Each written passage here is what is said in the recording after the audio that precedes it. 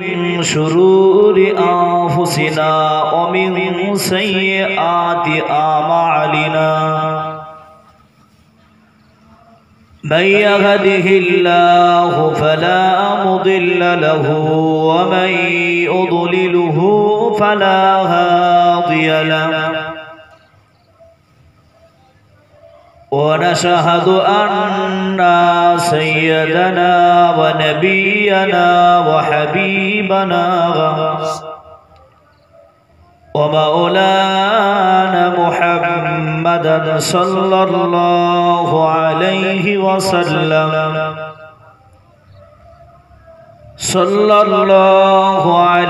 وسلم عبده ورسوله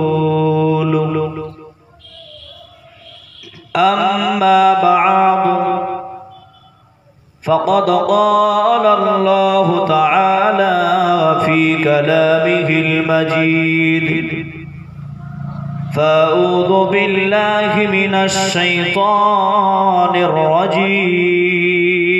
الرجيم بسم الله الرحمن الرحيم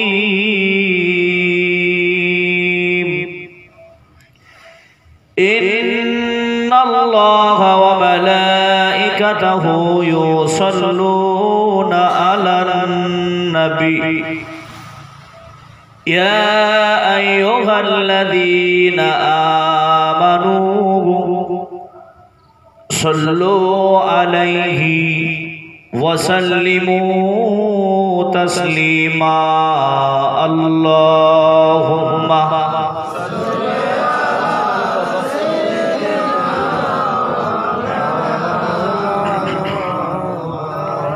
وعلى آل سيدنا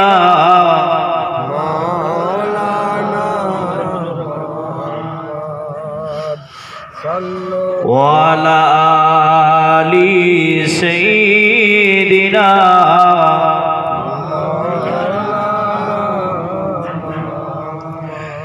এদেশেতে ভালো লাগে না রে নবী আমার এদেশেতে আর ভালো লাগে না রে নবী আমার মন যেতে চাই যে সোনার মদিনায় আল্লাহুম্মা সাল্লি আলা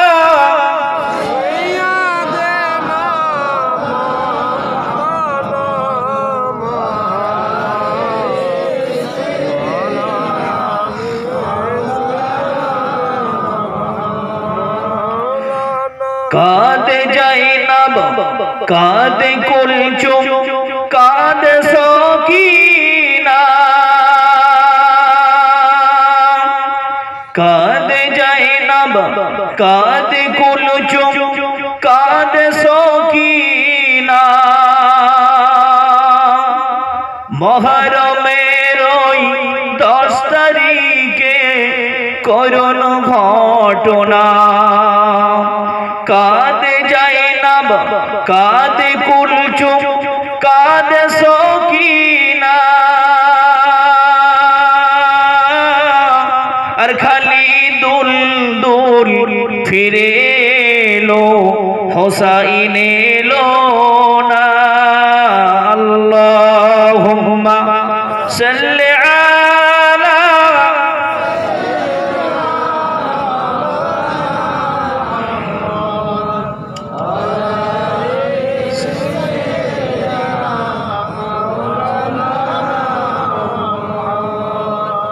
একটু কলেমায়ে জিকির করেন লা ইলাহা ইল্লাল্লাহ লা ইলাহা ইল্লাল্লাহ লা ইলাহা ইল্লাল্লাহ মুহাম্মাদুর রাসূলুল্লাহ সাল্লাল্লাহু আলাইহি ওয়াসাল্লাম আম্মা বাদ فقد قال الله تعالى في كلامه المجيد فأعوذ بالله من الشيطان الرجيم بسم الله الرحمن الرحيم ওমা খালাকতুল জিন্না ওয়াল ইনসা ইল্লা লিয়াবুদুন সাদাকাল্লাহুল আযীম قال النبي صلى الله عليه وسلم سياتي جمال على امتي تكون قلوبهم كقلوب الذئاب او كما قال عليه الصلاه والسلام সর্বাগ্যের সর্বপ্রথম কৃতজ্ঞতা জ্ঞাপন করি সেই আল্লাহ পাকের দরবারে যে আল্লাহ পাক রব্বুল আলামিন আমাদিগকে ভালোবেসে মহব্বত করে অত্যন্ত শীতের রাতে আল্লাহ পাক একটা বেহেশতের বাগিচাতে বসার তৌফিক দিয়েছে সে আল্লাহ পাকের দরবারে শত কোটি শুকরিয়া জ্ঞাপন করি। সকলে এক বাক্যে একই সুরে উচ্চ আওয়াজে বলেন আলহামদুলিল্লাহ। আর একটু জোরে সোরে বলেন আলহামদুলিল্লাহ। তারপরে পরে জানাই যে নবীকে না সৃষ্টি করলে আল্লাহ তামাম কুল কায়নাত কিছু সৃষ্টি করতেন না। সেই নবীর প্রতি অগণিত দরুদ ও সালাম শান্তির ধারায় বর্ষিত হোক। সকলে বলি সাল্লাল্লাহু আলাইহি ওয়াসাল্লাম। তারপরে পরে জানাই আজ জলসার বাড়িওয়ালা আমার আব্বাজান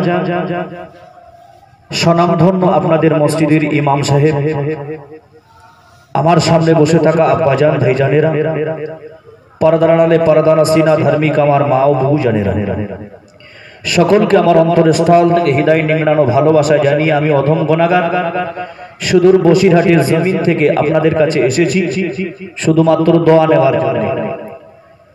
মহান পাক গ্রন্থ কালামুল্লাহ শরীফ 6666টা আয়াত আছে, তার ভিতর থেকে ছোট্ট একটা আয়াতে কারিমা রেখেছি। রাসূলের জবানে অগণিত বর্ণিত হাদিস রয়েছে, তার ভিতর থেকে ছোট্ট একটা হাদিসের টুকরা রেখেছি। আল্লাহ যদি চান এই আয়াতের উপরে ভিত্তি করে, এই হাদিসের উপরে ভিত্তি করে আমি আপনাদের কতটা বোঝাতে পারবো সেই মহান রব্বুল আলামিন তিনি ভালো জানেন। বুঝতেই পারছি শীতের রাত আর চতুর্দিক থেকে ঘেরা আছে, বক্সের আওয়াজটা আপনাদের কানে লাগছে, কিন্তু আপনাদের কাছে আমার দাবি একটু কানে লাগলেও আপনারা একটু সহ্য করে নেবেন। কি করবেন, এই মাইকের আওয়াজ যে বক্তা অস করুক না কেন, মাইকের আওয়াজ যদি তার কানে না আসে অসটা ঠিক কষে হয় না, বুঝে পেরেছেন? একটু ধৈর্যের পরিচয় দিবেন, যেহেতু বক্সটা আপনার ঠিক কানের কাছে আছে, একটু ধৈর্যের পরিচয় দিবেন ইনশাআল্লাহ। মহান রব্বুল আলামিন আল্লাহ পাক গ্রন্থ কালামুল্লাহ শরীফের ভিতরে আল্লাহ বলছে ওমা খালাকতুল জিন্না ওয়াল ইনসা ইল্লা লিয়াবুদুন। আল্লাহ বলছে আমি জিন জাতি এবং মানব জাতি এই দুটো জাতিকে দুনিয়ার জমিনে প্রেরণ করেছি আমার ইবাদত বান্দিগি উপাসনা আরাধনা করার জন্য। জোরে বলুন সুবহানাল্লাহ, মহব্বত করে বলুন না সুবহানাল্লাহ। আল্লাহ বলছে দেখো হে পৃথিবীবাসী, হে আমার হাবিব, তুমি পৃথিবীবাসীকে জানিয়ে দাও, বিশ্ববাসীকে জানিয়ে দাও যে আমি আল্লাহ এই দুটো জাতিকে দুনিয়ার জমিনে গাড়ি বাড়ি পাটিবাজি হানাহানি আর আহারারি করার জন্য পাঠাই নাই। আমি আল্লাহ এই দুটো জাতি, এক নম্বরে জিন জাতি, দুই নম্বরে মানব জাতি, দুটো জাতিকে পাঠিয়েছি ইবাদত বান্দি উপাসনা আরাধনা করার জন্য। এরা ঠিক নির্দিষ্ট টাইম একটা পৃথিবীর জমিনে থাকবে। আমি আল্লাহ কিয়ামতের দিনে হিসাব নিকাশের পরে আমি আল্লাহ জামিলাতুন এই সমস্ত জিন জাতির জন্য আর এই সমস্ত মানব জাতির জন্য সুন্দর একটা বেহেশতের বাগিচা রেখে দিয়েছি। জোরে সোরে বলুন সুবহানাল্লাহ। তাহলে আল্লাহ পাক রব্বুল আলামিন একটা উদ্দেশ্য নিয়ে আমাদেরকে সৃষ্টি করেছেন, ঠিক কি না? আমি আপনি যখন সন্তানগুলো মানুষ করছি, আমার আপনার প্রত্যেকের একটা উদ্দেশ্য আছে যে হয় সন্তানকে ডাক্তার বানাবো, নইলে সন্তানকে ইঞ্জিনিয়ার বানাবো, নইলে সন্তানকে আলেম বানাবো। একটা প্রত্যেকটা মানুষের উদ্দেশ্য রয়েছে। তা ঠিক মহান রব্বুল আলামিন আল্লাহ তার বান্দা বান্দিকে পৃথিবীর জমিনে একটা উদ্দেশ্য নিয়ে আল্লাহ পাক পাঠিয়েছে। কিন্তু আমি আপনি যদি আল্লাহর সঙ্গে চিটিংবাজি করি, কিয়ামতে মার কম হবে না বেশি হবে? আল্লাহর সঙ্গে চিটিংবাজি করছি না তোমরা? করছি? একটা বার চিন্তা করে দেখো, বারামার গভীরভাবে বুঝুন পুরামায় বলবেন না ঘুমিয়ারে মহান আল্লাহ কোরআন শরীফের অনুরোধ জানিয়ে দিয়েছেন আমি আপনি যখন রূহের জগতে ছিলাম মহান আল্লাহ পাক রব্বুল আলামিন প্রত্যেকটি মানব মণ্ডলীর রূহকে একত্রিত করে বলেছিল আলাস্তু বিরব্বিকুম বলো বলো বলো আমি কি তোমাদের প্রভু নয় সেদিন আমাদের প্রত্যেকটি মানব জাতির রূহ আল্লাহর সামনে দাঁড়িয়ে বলেছিল ক্বালু বালা নিশ্চয়ই আপনি আমাদের স্রষ্টা আপনি আমাদের প্রতিপালক জোরে বলুন সুবহানাল্লাহ রূহের জগতে আল্লাহ আমাদেরকে জিজ্ঞাসা করেছিল আলাস্তু বিরব্বিকুম আল্লাহ বলেছে আলাস্তু বিরব্বিকুম বলো বান্দা হে প্রত্যেকটি মানব মণ্ডলীর রূহ বলো যে আমি আল্লাহ কি তোমাদের প্রভু নয় তখন আমরা বলেছিলাম ক্বালু বালা নিশ্চয়ই আপনি আমাদের স্রষ্টা নিশ্চয়ই আপনি আমাদের প্রতিপালক কিন্তু সেই দুনিয়ার জমিনে এসে দেখছি সবকিছু ওলটপালট হয়ে যাচ্ছে বক্সের আওয়াজটা জোর দিয়ে মোড়ামুড়ি করো না ভয়েসটা কম রাখো হ্যাঁ একটু ইগো কম রাখো বক্সের আওয়াজটা জোর থাক কিন্তু ইগো কম রাখো হ্যালো চিক চিক হ্যালো তাক তাহলে যে কথা বলছিলাম কি কথা বলছিলাম বলেন রূহের জগৎ বক্সের আওয়াজ শুনলে হবে না কিন্তু এটা কিন্তু একটা ক্লাস ছাত্ররা যেমন ক্লাসে বসে থাকে এটা বয়স্কদের মাদ্রাসা রাসূল বলেছেন জোরে বলুন সুবহানাল্লাহ তাহলে আমার সঙ্গে আপনারা উত্তর না দিলে কিন্তু জলসা কিন্তু মজা লাগবে না ভালো হবে না আল্লাহ পাক রব্বুল আলামিন রূহের জগতে আল্লাহ যখন তার রূহগুলোকে জিজ্ঞাসা করেছিল প্রত্যেকটি মানব জাতির রূহ সেদিন আমরা আল্লাহর সামনে বলেছিলাম ক্বালু বালা নিশ্চয়ই আপনি আমাদের স্রষ্টা আপনি আমাদের প্রতিপালক কিন্তু দুনিয়াতে এসে সেই স্রষ্টার গোলামি করছি তো চিন্তা করে দেখুন আল্লাহর সঙ্গে চিটিংবাজি করছি না আর যারা আল্লাহর সঙ্গে চিটিংবাজি করেছে তাদের ঠিকানা কোন জায়গায় বলেন জাহান্নাম একটা সময় ফেরাউন সাদ্দাত নমরুদ হামান কারণ একটা সময় আল্লাহর সঙ্গে চিটিংবাজি করেছে কিন্তু সেই আল্লাহ পাক রব্বুল আলামিন ছোট ছোট নিদর্শন দিয়ে আল্লাহ পাক এই সমস্ত জালিম বাদশাকে পৃথিবীর জমিন থেকে ধ্বংস করে দিয়েছেন তাই না জি হ্যাঁ একটা কথা চিন্তা করে দেখুন আমার আপনার মতন ফুটো মুসলমান আল্লাহ বেশিক্ষণ সময় লাগবে দুনিয়ার জমিন থেকে শেষ করে দিতে কিন্তু আমার আপনার সেই নামাজ নেই শরীয়তের হুকুম আহকাম আমার আপনার ভিতরে নেই কবরে যে কি বলবেন আল্লাহ নামাজ পড়ার সময় পাইনি নাকি আর সন্তান ছিল বিবি বাল বাচ্চারা ছিল তাদের মুখে হাত তুলে দিতে যে আমি সময় পাইনি এটাই বলবেন ছাড় পাওয়া যাবে না একটা বার শুনে রেখে দিন কবরে যদি আমাকে আপনাকে নামাজের হিসাব নেওয়া হয়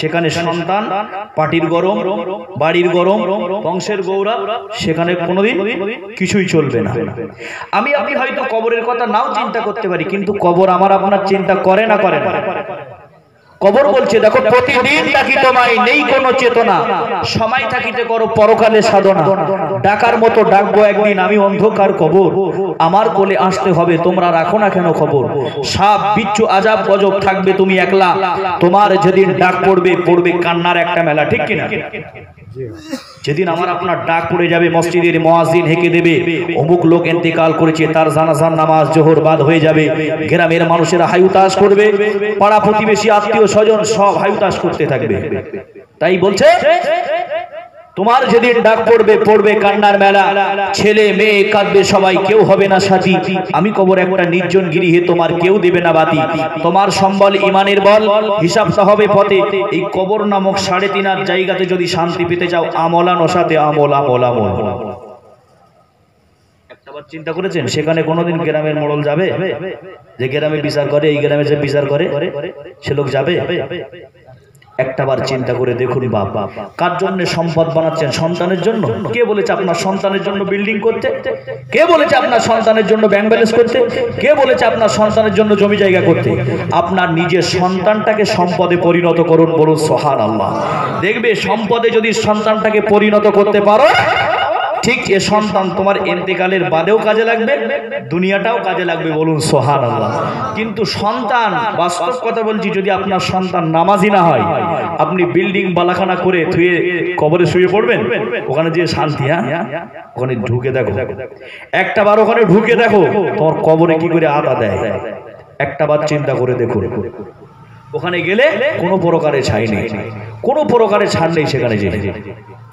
বারবার গভীরভাবে বুঝুন, পুরো ভাই বুঝবেন না গভীরে। আল্লাহ পাকের নবী জনাবে মুহাম্মদুর রাসূলুল্লাহ সাল্লাল্লাহু আলাইহি ওয়াসাল্লাম জানিয়ে দিলেন, কিয়ামতের ময়দানে মহান রব্বুল আলামিন আল্লাহ কিছু সংক্ষিপ্ত বান্দা বান্দীদিগকে বলবেন, হে আমার বান্দা বান্দীরা, যাও যাও তোমরা জাহান্নামে চলে যাও। ওই সমস্ত বান্দা বান্দীগুলো ছুটে ছুটে ছুটে ছুটে ছুটে ছুটে ঠিক জাহান্নামের আঙিনায় চলে যাবে। ওই সময় মহান রব্বুল আলামিনের ফেরেশতা জিজ্ঞাসা করবে, হে আল্লাহ পাকের বান্দা বান্দীরা, না না না না, আজ কোন কারণে তোমরা জাহান্নামের আঙিনাতে চলে এসেছো? আল্লাহর ফেরেশতারা তাদের প্রশ্ন করবে, হে আল্লাহ পাকের বান্দা বান্দীরা, বলো কিসের জন্য তোমরা জাহান্নামের আঙিনাতে চলে এসেছো? তারা তখন বলবে, হে আল্লাহ পাকের মালাইকা ফেরেশতারা, শুনে রাখো, আল্লাহ কোরআনে জানিয়েছে, আল্লাহ বান্দা বান্দীগুলোকে জিজ্ঞাসা করবেন যারা জাহান্নামের ঠিক আঙিনায় চলে গেছে। আল্লাহ বলবেন, মা সালাকাকুম ফি সাকর, বলো কোন জিনিস তোমাদের এই জাহান্নামের আঙিনাতে পৌঁছে দিয়েছে? ওই সমস্ত বান্দা বান্দীগুলোর জবান খুলে দেবে আল্লাহ, তারা বলবে, ক্বালু লাম নাকু মিনাল মুসাল্লিন, আমরা দুনিয়ার জমিনে নামাজ পড়িনি। আল্লাহ বলবেন, বান্দা, তো শুধু কি নামাজ পড়নি তাই জাহান্নামের আঙিনাতে আসতে হয়েছে? ওরা তখন আবার বলবে, আল্লাহ না, ওয়ালাম নাকু নুতঈমুল মিসকিন, দুনিয়ার জমিনে যারা গরিব মানুষ ছিল আল্লাহ তুমি আমাকে ধনী বানিয়েছিলে, ওই গরিবের মাল আত্মসাৎ করেছি, ওই গরিবের উপরে অন্যায়ভাবে জুলুম করেছি, অত্যাচার করেছি, তাই জাহান্নামে আসতে হয়েছে। আবার আল্লাহ ডেকে বলবেন, শুধু কি এই দুটো কারণ বান্দা? তখন আবার বান্দার মুখ দিয়ে বেরিয়ে যাবে, ওয়াকুন্না নাখুদু মাআল খায়দিন, রব্বুল আলামিন আল্লাহ না, দুনিয়ার জমিনে আল্লাহ কোরআনে জানিয়েছে, ইন্নাদ দীন ইনদাল্লাহিল ইসলাম, আমি আল্লাহ আমার সবচেয়ে মনোনীত ধর্মের নাম কি? ইসলাম। জোরে বলুন, মহব্বত করে বলুন না সুবহানাল্লাহ। বান্দা বান্দীগুলো আল্লাহর সামনে দাঁড়িয়ে বলবে, ওয়াকুন্না নাখুদু মাআল খায়দিন, আল্লাহ যারা এই সত্য ধর্মটাকে যারা নষ্ট করে দিতে চেয়েছিল, আমরা দিন রাত 24 ঘন্টা তাদের সঙ্গে লেগেছিলাম। বুঝতে পেরেছেন কি বলেছি? এই তিনটে কারণ আমাদেরকে জাহান্নামের আঙিনাতে নিয়ে চলে এসেছে। তাহলে একটা কথা চিন্তা করেছেন, নামাজ না পড়লে জাহান্নামে নিশ্চিত, গরিবের মাল আত্মসাৎ করলে, গরিবের উপরে অন্যায়ভাবে অত্যাচার করলে নিশ্চিত জাহান্নাম। ইসলাম ধর্ম হলো সত্য ধর্ম, এই সত্য ধর্মটাকে যদি বিনষ্ট করে দিতে চাই, মুসলমানের ঘরে জন্ম নিয়ে যদি সেই কলমা অনুযায়ী যদি না কাজ করতে পারি, তাহলে আমার আপনার নিশ্চিত খোদার দরবার হিসাব দেওয়া লাগবে, ঠিক কি না? আল্লাহ পাক আবার কিছু সংক্ষিপ্ত বান্দা বান্দীদিগকে আল্লাহ আবার জাহান্নামে যাবার জন্য অর্ডার করবে। ওই সমস্ত বান্দা বান্দীগুলো আবার জাহান্নামের দিকে ছুটে ছুটে ছুটে ছুটে চলে যাবে। বারবার গভীরভাবে বুঝো, আল্লাহ পাকের নবী জনাবে মুহাম্মদুর রাসূলুল্লাহ সাল্লাল্লাহু আলাইহি ওয়াসাল্লাম কিছু সংক্ষিপ্ত বান্দা বান্দীদিগকে জাহান্নামে যাবার জন্য অর্ডার করবেন। ওই সমস্ত বান্দা বান্দীগুলো জাহান্নামের আঙিনাতে তারা চলে যাবে। ওই বান্দা বান্দীগুলো আল্লাহর সামনে দাঁড়িয়ে বলবেন, ও রব্বুল আলামিন আল্লাহ, জাহান্নামায় চলে যাব, কোনো দুঃখ নাই, কোনো আফসোস নাই, কিন্তু কোন কারণে, কিসের জন্য আর জাহান্নামের ভিতরে আমাদেরকে জ্বলতে হবে আল্লাহ, একটা বার তুমি আমাদেরকে জানিয়ে দাও। ওই সময় বান্দা বান্দীগুলো আল্লাহ পাক বলবেন বান্দাকে লক্ষ্য করে, আল্লাহ বলবেন, বান্দা দুনিয়ার জমিনে তুমি নামাজ আদায় করোনি, বান্দা দুনিয়ার জমিনে তোমার আমি আল্লাহ অর্থ দিয়েছিলাম, সেই অর্থটাকে দিয়ে গরিবের পাওনা মালটা গরিবের কাছে বুঝিয়ে দাওনি। ওই সময় বান্দা বান্দীগুলো আল্লাহর কাছে দাঁড়িয়ে বলবেন, ও রব্বুল আলামিন আল্লাহ, সেদিন যদি আমার পিতা আমার নামাজের কথা বলতো, আমার জনম দুঃখিনী মা আমাকে নামাজের কথা বলতো, তাহলে কি আমাকে জাহান্নামায় আসতে হতো? বুঝতে পেরেছেন? বলবেন, আল্লাহ সেদিন যদি ওরা যদি আমার পিতা আর মাতা, এই দুজন গার্জিয়ান, এরা যদি আমাকে বলতো যে বান্দা, এ আমার কলিজার টুকরা সন্তান, বাবা নামাজটা একটুখানি পড়ো, নামাজ না পড়লে খোদার দরবারে ছাড় নেই। রব্বুল আলামিন আল্লাহ যদি সেই দিন আমার পিতামাতা নামাজের কথা বলতো, তাহলে এই জাহান্নামায় আজকে আসতে হতো না। হে রব্বুল আলামিন আল্লাহ, আমার সেই পিতামাতাকে একটুখানি ডেকে দাও, আমি জাহান্নামে যাব, আমার কোনো দুঃখ নেই, আমার কোনো আফসোস নেই। আল্লাহ পাক কিয়ামতের ময়দানে তার পিতামাতাকে ডেকে দেবে। যে ব্যক্তি নামাজ পড়েনি জাহান্নামে যাচ্ছিল, তার পিতা মাতাকে ডাকা হবে। জাহান্নামের একটা সবচেয়ে সহজ আযাব হলো কি জানেন? জাহান্নামের ভিতরে দুটো খড়ম জুতো আছে, খড়ম জুতো। এই জুতোগুলো 1000 বছর করে আল্লাহ জাহান্নামের আগুন দিয়ে উত্তপ্ত করেছে, গরম করেছে। ওই সন্তানগুলো জুতো পায়ে দেবে, ওই জাহান্নামের জুতোগুলো পায়ে দেবে, পরিধান করবে, দিয়ে কিয়ামতের ময়দানে তার পিতা এবং মাতা উভয়কে শুইয়ে দেওয়া হবে। শুইয়ে দিয়ে তার বুকের উপর দিয়ে হেঁটে হেঁটে হেঁটে হেঁটে সন্তানগুলো জাহান্নামে চলে যাবে। এইবার চিন্তা করে দেখেন, যদি আপনি সেই জাহান্নামের আগুনের তেজ আপনার সন্তান আপনার বুকের উপর দিয়ে যাবে, এটা যদি আপনি সহ্য করতে পারেন, আপনার সন্তানের আপনার নামাজ পড়ার কথা বলতে হবে। খারাপ বলেছি বা? ঠিক আছে, আপনার সন্তান আপনার নামাজ পড়ার কথা বলতে হবে না, যদি আপনি সহ্য করতে পারেন। তবে আপনি একটাবার চিন্তা করে দেখুন, জাহান্নামের আগুন সহ্য করার আগে আপনাদের বালিয়া বাজারে যে সমস্ত চায়ের দোকানগুলো আছে, ওই আঁশ কয়লা, এই কয়লার আগুন কেমন টকমক করে না? যখন ওই টকবক টকবক করবে, কয়লার আগুন লাল টকমকে হয়ে যাবে। ওই কয়লার আগুনটা একটা হাতে নিয়ে দেখবেন, যদি আপনি সহ্য করতে পারেন তাহলে জাহান্নামের আগুন মনে করবেন যে আমি সহ্য করতে পারবো। একবার পরীক্ষা করে দেখেছেন কোনদিন? চিন্তা করে দেখুন যে সেখানে ওই জাহান্নামের আগুন, আল্লাহর নবী বলছে এই জায়গায় জাহান্নামের গর্ত, আসমানের গা ঘেঁষে যদি একটা পাখি চলাচল করে, ঝপ করে জাহান্নামের আগুনের তাপে পুড়ে মারা যাবে। জাহান্নামের আগুনের তেজ কতটা একটাবার চিন্তা করে দেখুন। দুনিয়ার জমিনে যদি না নামাজ পড়ি কি হবে আমার আপনার? মুসলমানের খাতায় শুধু নামটা আব্দুল গফফার, আব্দুল সাত্তার, আব্দুল করিম, নামাজ নেই, কলমা নেই, কিছুই নেই, শুধুমাত্র দুনিয়ায় মুসলমান নাম। আরে ভাই, কলমা পড়লে মুসলমান বলা যাবে? তার একটু হ্যাঁ হো না বলেন জোর করে। কলমা পড়লে তাকে মুসলমান বলা যাবে না। গরুর গোশত যদি কেউ খায় তার মুসলমান বলা যাবে? গরুর গোশত খেলে যদি মুসলমান হতো, পৃথিবীতে একটা প্রাণী আছে, আপনাদের দিকে আছে কিনা জানি না, তবে আমাদের বসিরহাট সাব ডিভিশনে খুব পাওয়া যেত আগে, এখন আর দেখা যায় না। প্রাণীটার নাম হলো শগুন। আপনাদের দিকে আছে? এখন আর নেই, আগে দেখা যেত নাকি?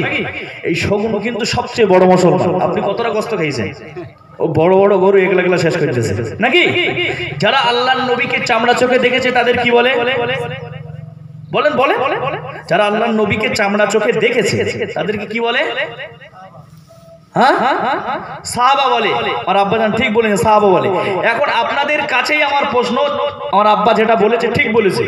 এখন আপনাদের কাছে আমার প্রশ্ন যে রাসূলুল্লাহ চাচা আবু জেহেল রাসূলুল্লাহর কত নম্বর সাহাবা?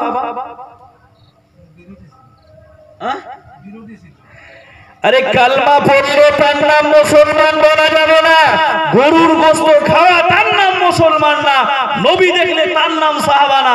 কালেমা অনুযায়ী যে ব্যক্তি জীবন যাপন করবে তার নাম মুসলমান। জোরে বলুন, মহব্বত করে বলুন না সুবহানাল্লাহ।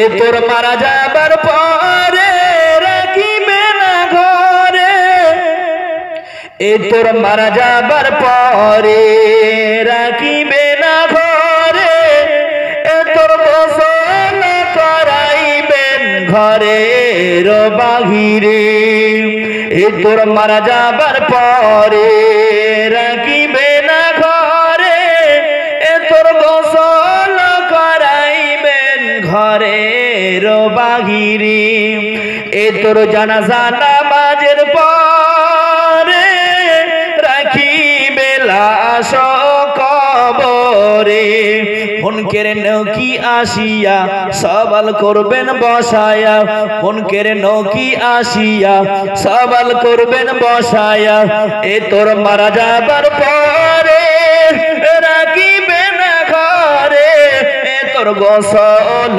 করাইবেন ঘরের বাহিরে। আল্লাহুম্মা সাল্লি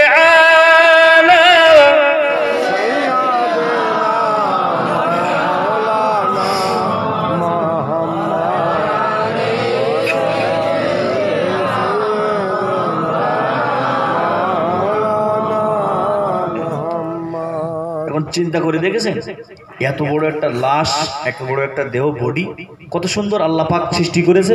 এখন মনে করুন যে একটা ভীষণ বড় বিল্ডিং বানিয়েছি, লাখ টাকার আপনার সম্পত্তি থাকতে পারে, বড় বাড়ি থাকতে পারে, কিন্তু আপনার আপনি যখন ইন্তেকাল করবেন সঙ্গে সঙ্গে ছেলেরা কি বলবে জানেন? 10 টাকা বার করো, কি বলছি বুঝতে পেরেছেন? সঙ্গে সঙ্গে বাইরে করে।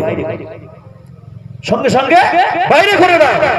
তার মানে ও বডির আর কোনো দাম নেই, বলে বাইরে করো, গোসল দাও, সঙ্গে সঙ্গে তাড়াতাড়ি করো, কুটুমগুলো এসছে, তারা দূর থেকে এসছে, তারা বাড়ি যাবে, তাড়াতাড়ি করে কবরস্থ করো। এই তো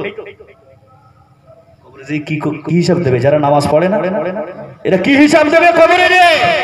একটা বার চিন্তা করুন, যারা দিল্লির জমিনে, দিল্লিতে বেড়াতে গেছেন, এমন তো মানুষ আছে এখানে, দিল্লির জমিনে একটা কুতুব মিনার আছে। কি আছে? কুতুব মিনার। এই কুতুব মিনারটা একটা আল্লাহর ওলির নামে, যিনি কুতুবউদ্দিন কাকি বখতিয়ারি রহমাতুল্লাহ আলাইহির নামে দিল্লির জমিনের কুতুব মিনার। জোরে বলুন, মহব্বত করে বলুন না সুবহানাল্লাহ। এই কুতুবউদ্দিন বখতিয়ারি কাকি রহমাতুল্লাহ আলাইহি তিনি যখন ইন্তেকাল করবে, ইন্তেকালের আগে হুজুরের একটা খাদেম ছিল, হুজুরের খাদেমকে হুজুর লক্ষ্য করে বললেন, হে আমার বাবা খাদেম, আমি যখন ইন্তেকাল করব, আমার ইন্তেকালের বাদে ভারতবর্ষের হাজার হাজার ওলামায়ে কেরাম আমার জানাজার নামাজের ইমামতির জন্য হাজির হয়ে যাবে বাবা খাদেম। এ বলবে আমি পড়াবো, ও বলবে আমি, ও বলবে আমি বড় আলেম, এই ঝামেলা করবে আমার জানাজার নামাজ পড়ানোর নিয়ে। হে আমার খাদেম, ওই জায়গাতে আমার জানাজার নামাজে যখন ঝামেলা ঝঞ্ঝাট হয়ে যাবে, ওই জায়গায় দাঁড়িয়ে তুমি তিনটে প্রশ্ন করবে মানুষকে। এই তিনটে গুণওয়ালা মানুষ যার ভিতরে থাকবে, সেই ব্যক্তি আমার জানাজার নামাজের ইমামতি করবে। জোরে বলুন, মহব্বত করে বলুন না সুবহানাল্লাহ। শামসুদ্দিন এমন করে কুতুবউদ্দিন কাকি বখতিয়ারি রহমাতুল্লাহ আলাইহি তার ভক্ত মুরিদকে ওসিয়াত করে গেলেন। হুজুর ইন্তেকাল করলেন, জানাজার নামাজের কাতারে দাঁড়িয়ে বলছেন, আল্লাহর কোন বান্দা রয়েছে যে হুজুরের জানাজার নামাজটাকে পড়িয়ে দেবে? যে ব্যক্তি হুজুরের জানাজার নামাজের ইমামতি করবে তার তিনটে গুণ লাগবে। এক নম্বরে 40 বছরে যেন ফজরের নামাজ কাজা না থাকে, তাহাজ্জুদ সহ। জোরে বলুন, আরে মহব্বত করে বলুন না সুবহানাল্লাহ। কথাটা কি বলেছি বুঝতে পেরেছেন? 40 বছর তাহাজ্জুদের নামাজ, ফজরের নামাজ যেন কাজা না থাকে, বুঝতে পেরেছেন? কুতুবউদ্দিন কাকি বখতিয়ারি জানাজার নামাজ পড়াবে, এই মানুষ খুঁজে পাওয়া যায় বলে মনে হয়? ভক্ত মুরিদ বলছে, হুজুর এইরকম ভাবে আপনি একটা ওসিয়াত করছেন, এই মানুষ যদি না পাওয়া যায় আপনার জানাজা কে পড়াবে? বলছে আমার জানাজা পড়ানোর দরকার নেই, তুই এই ওসিয়াতটা করে দিস, যে ব্যক্তি হারাম মাল একটা দিনের জন্য ভক্ষণ করেছে, সেই ব্যক্তি যেন আমার জানাজার নামাজ না পড়ায়। এইরকম ভাবে তিনটে শর্ত হুজুরের খাদেম জানাজার কাতারে দাঁড় করিয়ে মানুষ দিগকে বলতে লাগলেন।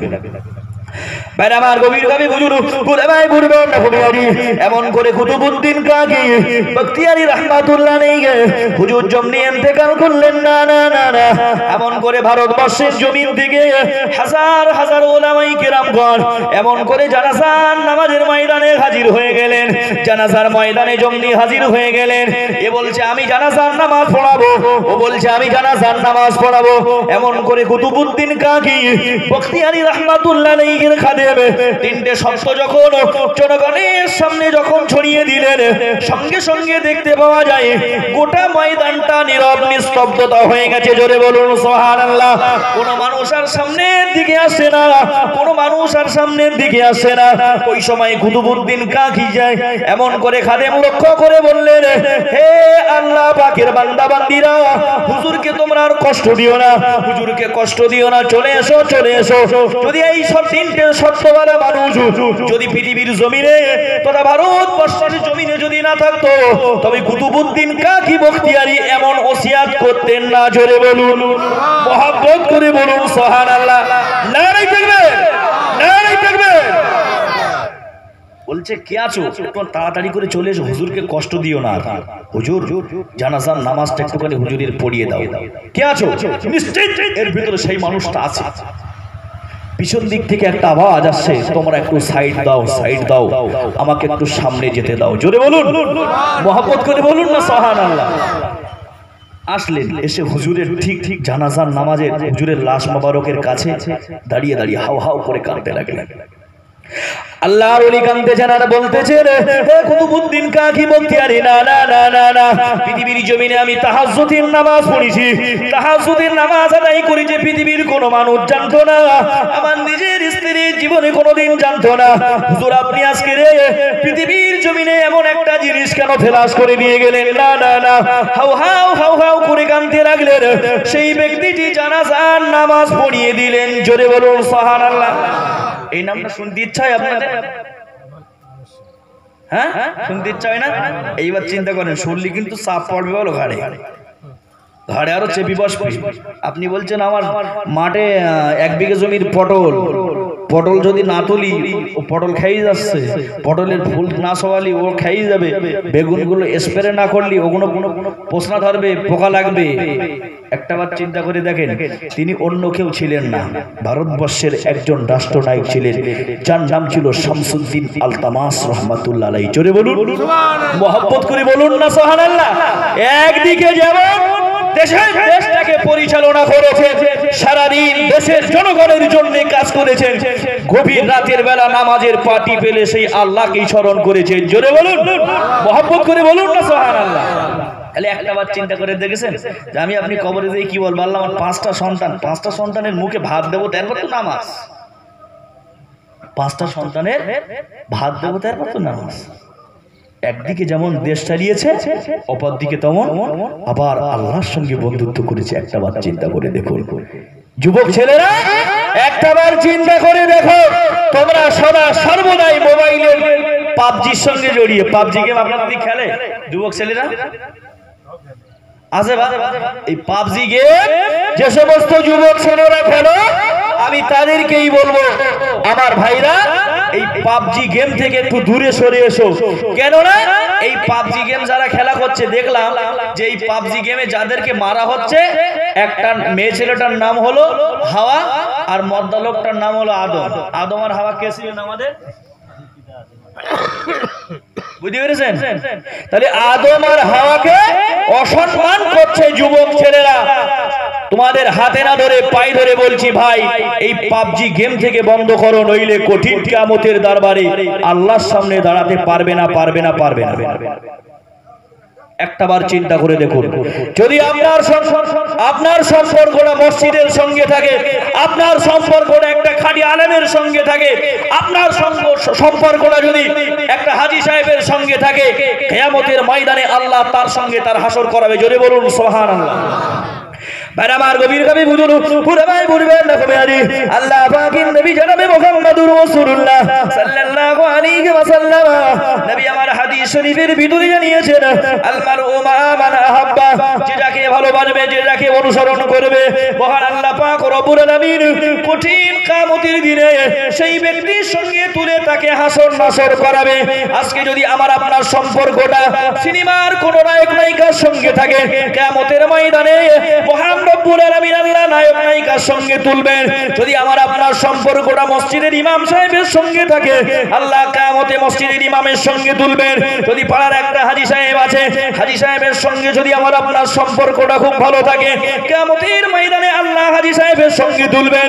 বসিরহাটের পীর আল্লামা রুহুল আমিনের সঙ্গে যদি কারোর সম্পর্ক ভালো থাকে, আল্লামা হুজুরের সঙ্গে সেদিন কবর থেকে আল্লাহ পাক হাসরের মাঠে তুলবে।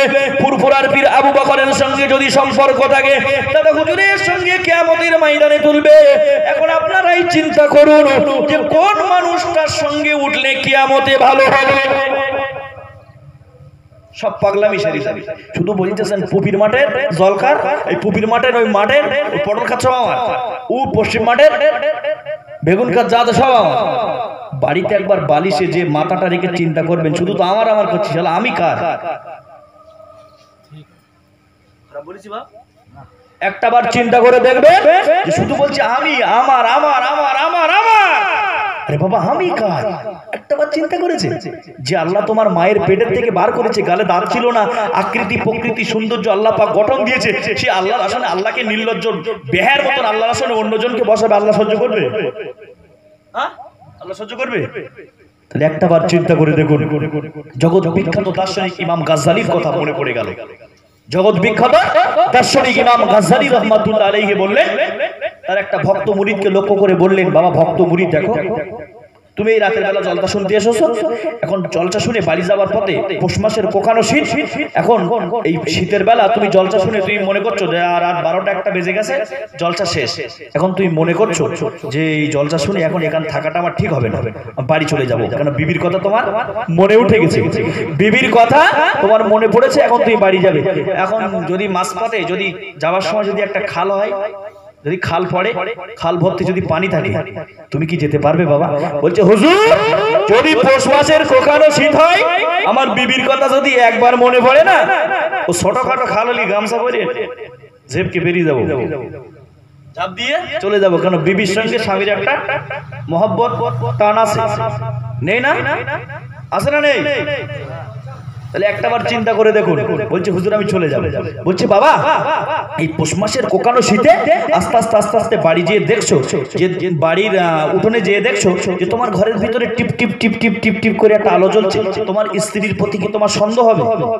বলছে হুজুর না, আমি 20 বছর যাবত যার সঙ্গে ঘর সংসার করেছি, এটা সন্দেহ হওয়ার কোনো কারণ নেই। আমি বাড়ি নেই, আমার মা নইলে আমার কোন বোন ঘরে রয়েছে, আমার স্ত্রী ভয় পাবে, আমি যাব ঘরের ভিতরে, মা হোক বোন হোক বেরিয়ে যাবে, ঠিক কিনা?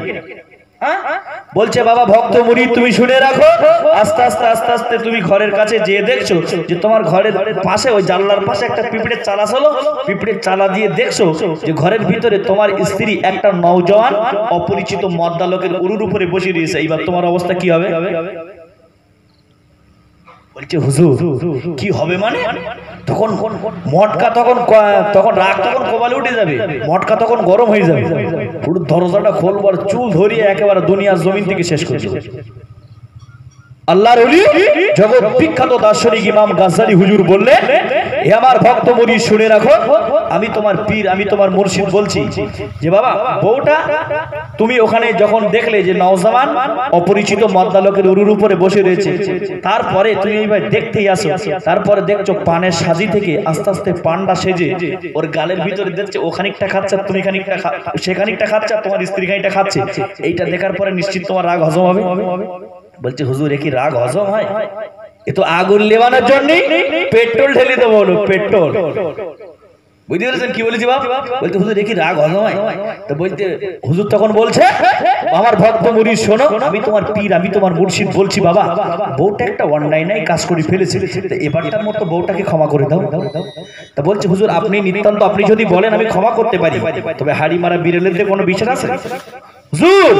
যার সঙ্গে 20 বছর যাবত সংসার করেছি, যে আমার উপরে কোনোদিন সন্দেহ করে না, আমি যার উপরে সন্দেহ করি না, ওর দরকার ছিল আমার বুকের উপরে ও যদি জুতো পাই দিয়ে হেঁটে বেড়াতো, আমি কোনো একটা আফসোস করতাম না হুজুর, ওর জায়গা ছিল আমার উরুরটা, কিন্তু ও আজকে অন্য লোকের উরুর উপরে বসে রয়েছে, এইটা আমার সহ্য করার মতো নেই।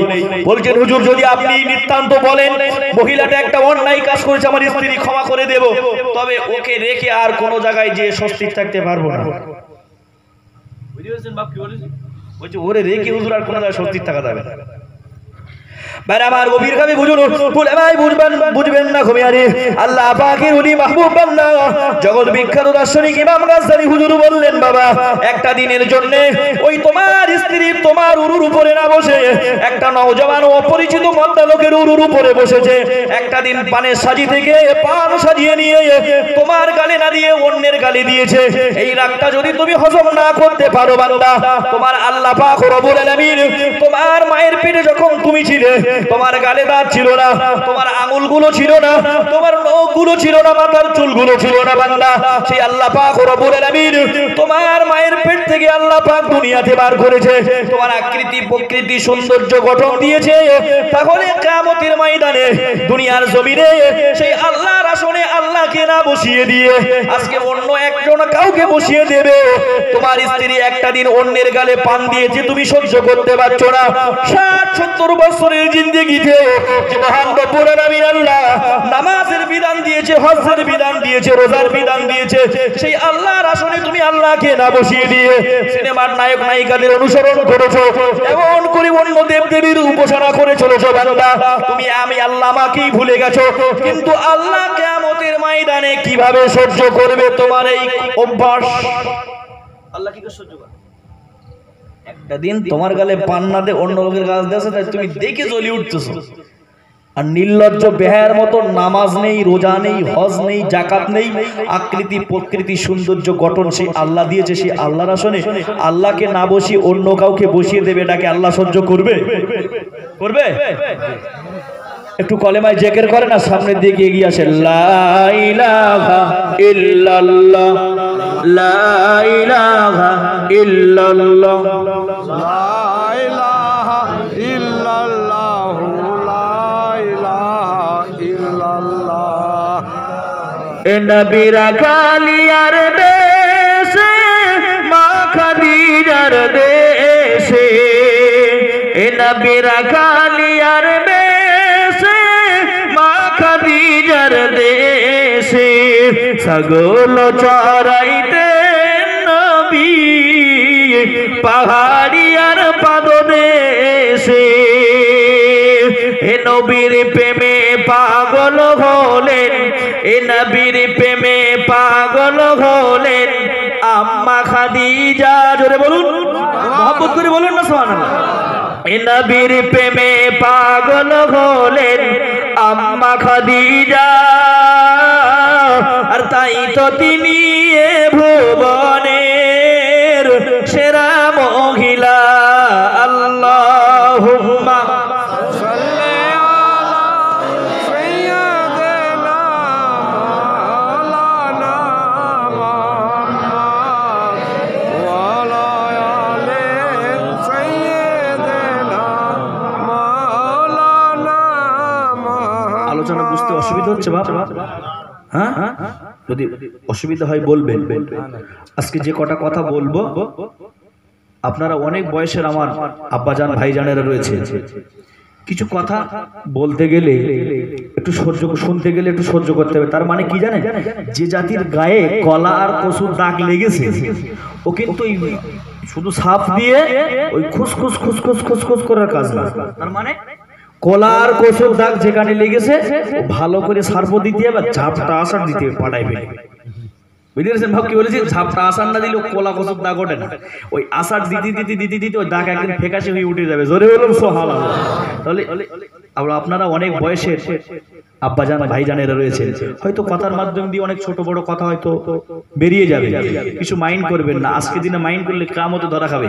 আজকে দিনে মাইন্ড যদি না করেন, কিয়ামতের ময়দানে ছাড় পাবেন। জোরে বলুন সুবহানাল্লাহ। একটাবার চিন্তা করে দেখুন যে নামাজ নামাজ নামাজ, আমি উঠেই নামাজ শুরু করেছি আর শেষ পর্যন্ত যতক্ষণ থাকবো শুধু নামাজের উপরে ভিত্তি হবে। এখন হয়তো কালকে এই গ্রামে প্রচার হতেই পারে যে বসিরহাট থেকে এসেছিল শুধু বলতে নামাজ নামাজ নামাজ। আরে ভাই, নামাজ ছাড়া কি আছে পৃথিবীতে বলুন? ভাই নামাজ ছাড়া কিছু আছে? কবরে শুয়ে দেখো, কবরে শুয়ে দেখো, মা খাদিজার জীবনী, মা ফাতেমার জীবনী, মা আয়েশার জীবনী, বিবি রহিমার জীবনী আমার জানা আছে। যদি ধরি না, ঘন্টার পরে ঘন্টা চলে যাবে, রাতের পরে রাত চলে যাবে, শেষ করে ওটা যাবে। সব জানি, FM audio video, FM radio সব মোটামুটি টুকটাক আল্লাহ যতটা শিখিয়েছেন ততটা শিক্ষা অর্জন করেছি। তবে আপনাদের এলাকায় নতুন এসেছি, তাই আপনাদের কাছে নামাজের বিষয় নেই। আপনি আমি কিয়ামতের ময়দানে যেন আপনার আমার জান্নাতের রাস্তাটা, যেন জান্নাতের রাস্তা এখন মনে করুন খ পড়ে আছে, খর রাস্তা, এখন পিচ যেন পড়ে যায়, পিচি রাস্তা যেন হয়ে যায়, জান্নাতের রাস্তাটা যেন যাওয়ার জন্য যেন সহজ হয়ে যায়। তাই দু চারটে কথা বলছি, একটাবার চিন্তা করে দেখুন যে কিয়ামতের ময়দানে আপনার হিসাব হবে নামাজ, কবরের হিসাব হবে নামাজ। এই নামাজবিহীন কোনো মানুষ ছাড় পাওয়া যাবে না। সন্তানকে মক্তবে দিতে হবে। সন্তানকে, গ্রামে একটা মক্তব আছে আপনাদের? আরে মসজিদে আছে, তাই তো? ওই গ্রামের মসজিদে এই মহল্লার বাচ্চাগুলোকে, ছোট্ট ছোট্ট সোনার চাঁদ মানিকগুলোকে বক্তব্য দিতে হবে। আর যারা মুসলমান রয়েছে প্রত্যেকটি মুসলমান দিগকে মসজিদে দেওয়া লাগবে। যদি মুসলমানরা মসজিদে না যায়, এর অবস্থা হলো কেরাসিন। চিন্তা করেন, কেরাসিন বলুন। বাইরে আমার গভীরভাবে বুঝুন, উলামায়ে বুঝবেন না কবে। আরে আল্লাহ পাকের নবী জনাবে মুহাম্মদুর রাসূলুল্লাহ সাল্লাল্লাহু আলাইহি ওয়াসাল্লাম, আল্লাহ পাকের নবী বিদায় হজের দিনে মহান আল্লাহ পাকের নবী ভাষণ দিয়ে বলেছিলেন, হে আমার সাহাবায়ে কেরামরা শুনে রাখো, জেনে রাখো, আমি দিনের নবী মুহাম্মদুর রাসূলুল্লাহ সাল্লাল্লাহু আলাইহি ওয়াসাল্লাম চিরজীবন পৃথিবীর জমিনে আমি রাসূলুল্লাহ থাকবো না। আমি রাসূলুল্লাহ একদিন পৃথিবীর জমিন ছেড়ে চলে যাব। হে আমার সাহাবায়ে কেরামরা শুনে রাখো, এর মাঝে আমি রাসূলুল্লাহ দুটো জিনিস রেখে যাব। এক নম্বরে হলো আল্লাহর কোরআন, দুই নম্বরে হলো আমি রাসূলুল্লাহ আমার সুন্নতগুলোকে রেখে যাব। যে জামানার মুসলমানরা আমি রাসূলুল্লাহ আল্লাহর কোরআনটাকে বিরোধী ভাবে চলবে, আমি রাসূলুল্লাহ আমার সুন্নতগুলোকে মারিয়ে চলবে, মহান রব্বুল আলামিন আল্লাহ সেই জামানাতে সেই সময় জালিম বাদশা নিযুক্ত করে দিয়ে মুসলমানদেরকে লাঞ্ছিত বঞ্চিত করবে। হয়েছে না হয়নি? সে যুগ চলছে তো। হ্যাঁ, চিন্তা করেন নরেন্দ্র মোদী, একটাবার চিন্তা করে দেখেন, আল্লাহ সেই জালিম বাদশা আমাদের উপরে নিযুক্ত করেছে। তার মানে আমাদের ঈমান খুব পাকা।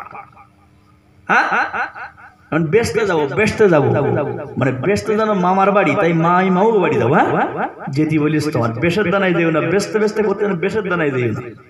একটাবার চিন্তা করে দেখুন, আল্লাহর নবী বলছে যে সময় মুসলমানরা আল্লাহর কোরআনটাকে মারিয়ে চলবে, আমি রাসূলুল্লাহ আমার সুন্নতগুলোকে মারিয়ে চলবে, সেই সময় আল্লাহ পাক জালিম বাদশা নিযুক্ত করে দিয়ে মুসলমানদের উপরে শায়েস্তা করবে। এটা আমাদের কর্মের ফল না? নরেন্দ্র মোদী এসছে, আমরা আপনি মনে করছি যে নরেন্দ্র মোদী এসছে মানে আমাদের ক্ষতি করতে এসছে, কিন্তু এটা আমরা যা কাজ করেছি তার ফল, ঠিক কিনা বলুন? জি হ্যাঁ, আমরা যা কাজ করেছি দুনিয়ার জমিনে তার প্রতিফল আল্লাহ পাক বলে, আল্লাহর নবী এখান থেকে 1500 বছর আগে এখান থেকে বলে গেছে রাসূলের কথা সত্য না মিথ্যা। তো রাসূলের কথা যদি সত্য হয় তাহলে এই সাসার এখানে প্রধানমন্ত্রী হওয়া লাগবে, ঠিক কিনা? একটাবার চিন্তা করে দেখুন। মাইকের সাইডে কথা বলছি কি জন্য জানেন? আপনাদের এলাকায় বহু মানুষ থাকে, ঠিক কিনা? একটাবার চিন্তা করে দেখুন, মুসলমানরা যখন আল্লাহর কোরআনটাকে মারিয়ে চলবে, রাসূলুল্লাহর সুন্নতগুলোকে মারিয়ে চলবে, আল্লাহ ঠিক জালিম বাদশা নিযুক্ত করে দিয়ে মুসলমানদের শায়েস্তা করবে। মুসলমানরা যদি মসজিদে যায়, ঠিক খোদার রহম ওই মসজিদে মুসলমানদের প্রতি হয়ে যাবে। জোরে বলুন, মহব্বত করে বলুন না সুবহানাল্লাহ। একটাবার চিন্তা করে দেখুন আব্বা জান, ভাই জানেরা, 60 থেকে 70 বছর বাঁচবো। ক বছর? নইলে 100 বছর, এর বেশি তো বাঁচা যাবে না। যাবে? তবে কবর থেকে নিয়ে হাসরের ময়দানে একটা লম্বা টাইম যে কত বছর ওই জায়গায় থাকতে হবে আল্লাহর কোরআনে লেখা নেই, নবীর হাদিসেও লেখা নেই, কোথাও নেই যে কবর থেকে নিয়ে হাসর পর্যন্ত কত লম্বা টাইম সেখানে থাকতে হবে। ওই অনন্ত কাল যেখানে থাকতে হবে সেই জায়গার কিছু পাথর সঞ্চয় করে নিয়ে কবরের জমিনে যেতে হবে। ভাই আমার গভীর ভাবে বুঝুন, পুরাই বুঝবেন না ভাই।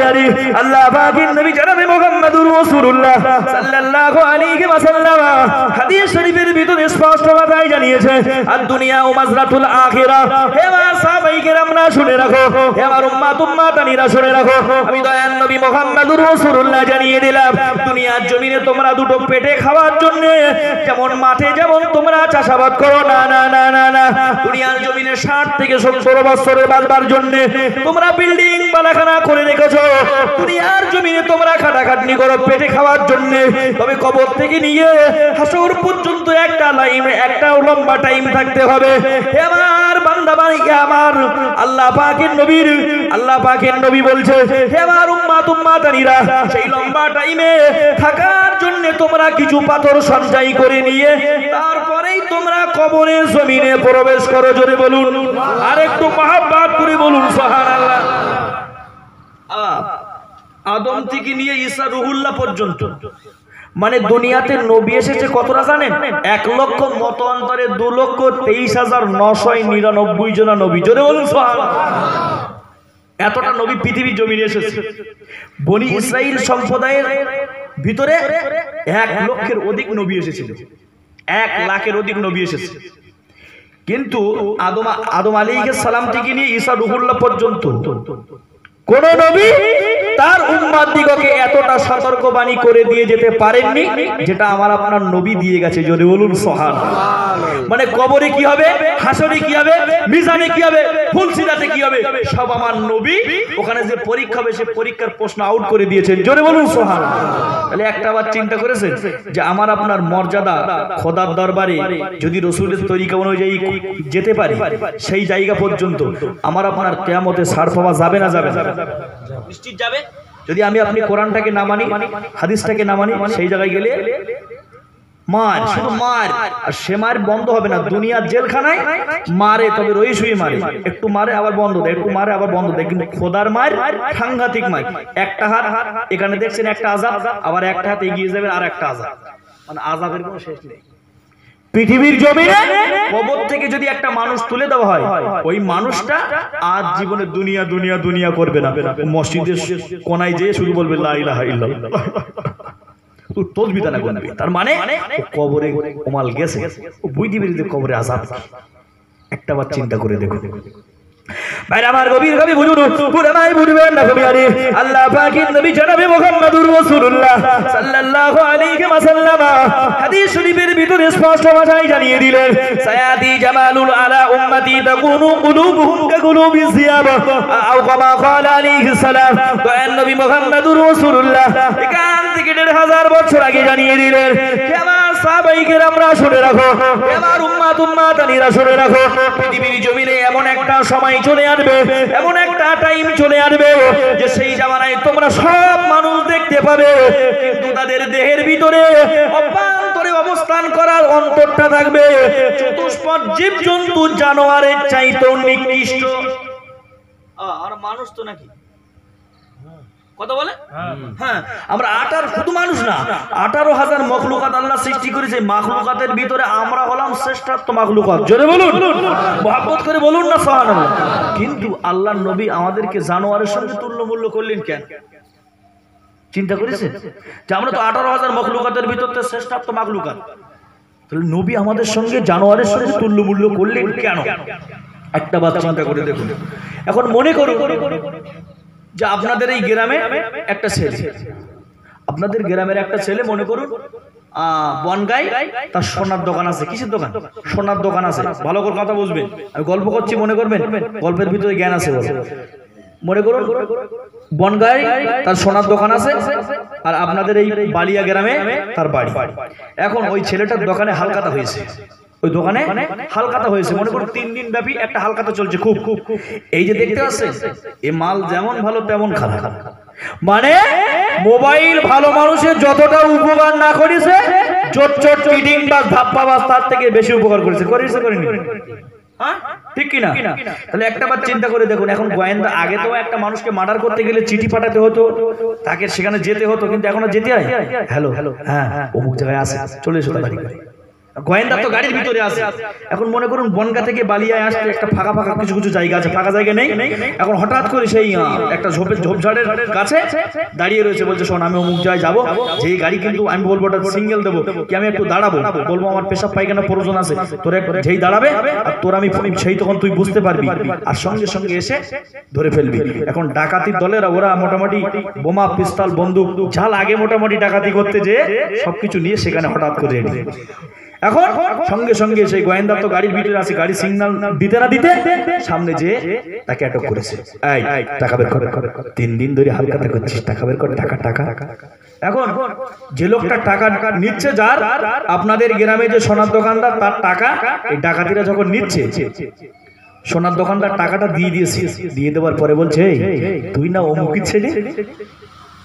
কি বলছি বুঝতে পেরেছেন? বলছে তুই না অমুকের ছেলে, তোর বাপের নাম অমুক, এই কাল সকাল হলি তোর মাথা কেটে নেবে। যদি এইরকম যদি কোনো ডাকাতির কোনো ব্যক্তি যদি বলে, তার আস্ত রাখবে বলে মনে হয়? আর জ্যান্ত রাখবে না। কেন?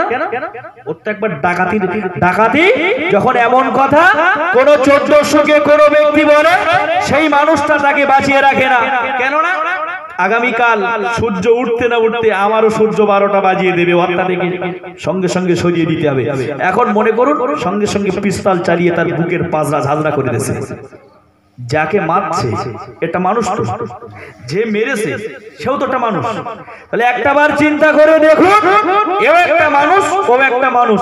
এর তো একবার চিন্তা করা দরকার ছিল, আরে আমি যে এর মারছি, এর বাড়িতে স্ত্রী আছে, এর মা আছে, এর ছোট্ট বাচ্চা আছে, আর তুই থাকে যা ভাই, তুই টাকা নে, তুই বাড়ি যা। কোনদিন ছোট্ট মানব সন্তানের মুখ পানে তাকিয়ে, বাবা মায়ের মুখ পানে তাকিয়ে এমন করে ডাকাতিরা মানুষের বুকে পিস্তল চালাতে পিছপা হয়েছে? হয়নি। এখন আপনাদের কি দিয়ে বুঝাই বলেন? আপনাদের গ্রামে শিয়াল পাওয়া যায়, শিয়াল শিয়াল আছে? মুরগি টুরগি মাঝে মাঝে ধরে? হ্যাঁ, চিন্তা করেন, তাহলে আমার বোঝাতে সুবিধা হবে। এখন মনে করুন যে আপনাদের এই বাগানের ভিতরে একটা ধাড়ি মুরগি ঘোরাফেরা করছে, ধাড়ি মুরগি ঘোরাফেরা করছে। এখন ধাড়ি মুরগির কোলে মনে করুন 20-25টা মতন বাচ্চা আছে, ছোট ছোট পিলে। ওই পিলে ঘুরি ঘুরি ঘুরি ঘুরে ধাড়ি মুরগি ও যখন ডাকাডাকি করছে আর খসড়া খসড়ি করছে, পোকা বাড়াচ্ছে, খুঁটি খুঁটি খুঁটি খুঁটি খাচ্ছে। এখন একটা শিয়াল ওই বাগানের ভিতর থেকে, গাছের ভিতর থেকে আসতে চিন্তা করছে, আরে আটটু কাছে আয়, আটটু কাছে আয়, একেবারে একটা লাভ দেবো না, যেন একদম 100% মিস না হয়, একদম যে যেন চপ করে ধরতে পারি। এখন হঠাৎ করে এসে ওই শিয়াল পণ্ডিত ঝপ করে ধরে ফেলেছে, ধরে নিয়ে চলে গেল। এই শিয়ালটার তো একবার চিন্তা করা দরকার ছিল, আরে আমি যদি এই ধাড়িটারে দড়ি খাইয়ে বাচ্চাগুলোর উপায় কি হবে? একটাবার চিন্তা করে দেখুন, রাসূল বলেছেন সায়াতি জামালুন আলা উম্মতি তাকুনু কুলুবুহুম কাকুলুবি জিয়াব। এমন একটা সময় আসবে যে জামানায় মানুষগুলো তাদেরকে মানুষের আকৃতি দেখতে পাবে, কিন্তু তাদের দেহের ভিতরে অভ্যন্তরে অবস্থান করা অন্তরগুলো ছোট ছোট জীবজন্তু জানোয়ারের চাইতে নিকৃষ্ট হবে। একটাবার চিন্তা করে দেখুন, সোনার দোকানদারের টাকা নেওয়ার জন্য ছোট ছোট মানব সন্তানের মুখ পানে তাকিয়ে এ জালিয়াত মুসলমান হোক আর হিন্দু হোক আর খ্রিস্টান হোক আর যাই হোক না কেন, এ একটা মানুষ হয়ে আর একটা মানুষকে মারতে পিছপা হয়নি, আর কোনোদিন ওই ছোট্ট ছোট্ট পিলের মুখ পানে তাকিয়ে ওই শিয়াল পণ্ডিত ধাড়ি ধরা বন্ধ করেনি। এখন এই মানুষের কলেজার সঙ্গে আর শিয়াল পণ্ডিতের কলেজার সঙ্গে কোনো পার্থক্য আছে বলবেন? আছে বাপ? নাই। রাসূলের হাদিস সত্য আপনাদের বোঝাতে পেরেছি না পারিনি? একটা বার চিন্তা করে দেখুন, রাসূল 1500 বছর আগে বলে গেছে যা, সেটা এখন পৃথিবীর জমিনে ঘটে যাচ্ছে। একটা বার চিন্তা করে দেখুন, যে যদি রাসূলুল্লাহর তরিকা আমার আপনার ভিতরে না থাকে, মার কিন্তু অনিবার্য হবে, সে মারির কোনো ব্রেক থাকবে না। একটা বার চিন্তা করে দেখুন। বারবার গভীর ভাবে বুঝুন, পুরো ভাই বুঝবেন না কবিয়ারি, আপনাদেরকে বলতে বলতে অনেকটা লম্বা করে দিয়েছি। আল্লাহ পাক রব্বুল আলামিন যে নামাজের বিধান দিয়েছেন, হজ্জের বিধান দিয়েছেন, যাকাতের বিধান দিয়েছেন, আপনাদের শুধু নামাজের কথা আপনাদের কাছে একটুখানি বলতে চাই। আজকে যদি আপনারা নামাজ দুনিয়ার জমিনে যদি না নামাজ পড়েন, আজকে আল্লাহ বলেছে ওয়া হাল্লাল্লাহুল বাই'a ওয়া হাররামার রিবা, আমি আল্লাহ পাক রব্বুল আলামিন দুনিয়ার জমিনে যতগুলো ব্যবসা রয়েছে ব্যবসাগুলো তোমাদের জন্য হালাল করে দিয়েছি এবং সুদটাকে তোমাদের জন্য হারাম করে দিয়েছি। এখন যদি কোনো মুসলমানের বাচ্চা হালাল ব্যবসা বাদ দিয়ে সুদের ব্যবসা করে, এ মুসলমানের বাচ্চা মার খাবে না? খাবে না? শুধু খাবে না, বেপরোয়া খাবে, মারির কোনো ব্রেক থাকবে না, মারির কোনো ব্রেক থাকবে না। একটা বার চিন্তা করে দেখুন। আমার গভীর ভাবে বুঝুন, পুরো ভাই বুঝবেন না কবিয়ারি, মহান রব্বুল আলামিন আল্লাহ কোরআন শরীফের ভিতরে আল্লাহ পাক রব্বুল আলামিন 82 জায়গায় ঘোষণা করে জানিয়ে দিয়েছে ওয়াকিমুস সালাহ, জোরে বলুন সুবহানাল্লাহ। এবার বান্দা বান্দীরা তোমরা নামাজ প্রতিষ্ঠা করো, নামাজকে তোমরা কায়েম করো। এখান থেকে আল্লাহ পাক রব্বুল আলামিন 1000 বছর আগে কোরআনের ভিতরে 82 জায়গায় জানিয়েছে। দয়ান নবী মুহাম্মদুর রাসূলুল্লাহ সাল্লাল্লাহু আলাইহি ওয়াসাল্লাম হাদিস শরীফের ভিতরে নামাজের সম্বন্ধে জানিয়েছে। আজকে যদি কোনো মুসলমানের বাচ্চা মসজিদের ভিতরে না যায়, মসজিদে নামাজ পড়তে না যায়, এই মুসলমানের বাচ্চা কিয়ামতে আল্লাহর সামনে দাঁড়াতে পারবে না। আল্লাহ পাকের নাম রহমান, আল্লাহ পাকের নাম রহিম, আল্লাহ পাকের কয়টা নাম বললেন? 99টা নাম। কয়টা? কিয়ামতে একটাই ধারণ করবে আল্লাহ, একটা নাম আল্লাহর হবে। কি নাম? কহার। তার মানে কহার শব্দের অর্থ হলো রাগান্বিত। আল্লাহ এত এত রেগে থাকবে কিয়ামতের ময়দানে আল্লাহর সামনে কোনো ব্যক্তি দাঁড়াতে পারবে না, কোনো ব্যক্তি দাঁড়িয়ে থাকতে সেখানে পারবে না। একটাবার চিন্তা করে দেখুন, কোনো মানুষ সেখানে দাঁড়িয়ে থাকতে পারবে না। আমার গভীর ভাবে বুঝুন, পুরো ভাই বুঝবেন না কবিয়ারি, কিয়ামতের ময়দানে মহান আল্লাহ পাকের সমস্ত বান্দা বান্দীগুলো ছুটে ছুটে ছুটে ছুটে আল্লাহ পাকের নবী হযরত আদম আলাইহিস সালামের কবরের পাশে তারা চলে যাবে। আদম আলাইহিস সালামের কবরের পাশে গিয়ে বলবেন ইয়া আবাল বাশার। আদম আলাইহিস সালামের নাম হলো আবাল বাশার। আদম আলাইহিস সালামের কবরের ধারে গিয়ে বলবেন হে আল্লাহ পাকের নবী আদম, আজকে কিয়ামতের ময়দানে একটুখানি আমাদের জন্য সুপারিশ করুন। না না না না না, একটুখানি আমাদের জন্য আল্লাহর কাছে সুপারিশ করুন। আল্লাহ পাকের নবী হযরত নবী আলাইহিস সালাম সঙ্গে সঙ্গে হাসরবাসী দিগকে লক্ষ্য করে বলবেন, ও হাসরবাসীরা শুনে রাখো, না না না না, আল্লাহর সামনে দাঁড়িয়ে আমি আদম তোমাদের জন্য সুপারিশ করতে পারবো না, কারণ আমারও কিছু ভুল ত্রুটি আছে নাকি জানি না, থেকে যেতে পারে। অর্থাৎ আমি তোমাদের নিয়ে আল্লাহর সঙ্গে বলতে যে যদি আমি নিজে ধরা খাই, অর্থাৎ আমি তোমাদের জন্য সুপারিশ করতে পারবো না। আদম আলাইহিস সালামের কাছে আমরাও যাব কিয়ামতে। কিয়ামতের ময়দানে সবাই আদম আলাইহিস সালামের কবরের ধারে চলে যাবে। ইয়া আল বাশার, হে আমাদের পিতা, আজকে আল্লাহর সামনে একটুখানি চলো, আমাদের হয়ে সুপারিশ করবে। হযরত আদম আলাইহিস সালাম বলবেন, দেখো আমি পারবো না, আমি পারবো না, আল্লাহর সামনে তোমাদের নিয়ে যাব, আর আল্লাহ যদি আমার প্রশ্ন করে তা আমি উত্তর দিতে পারবো না।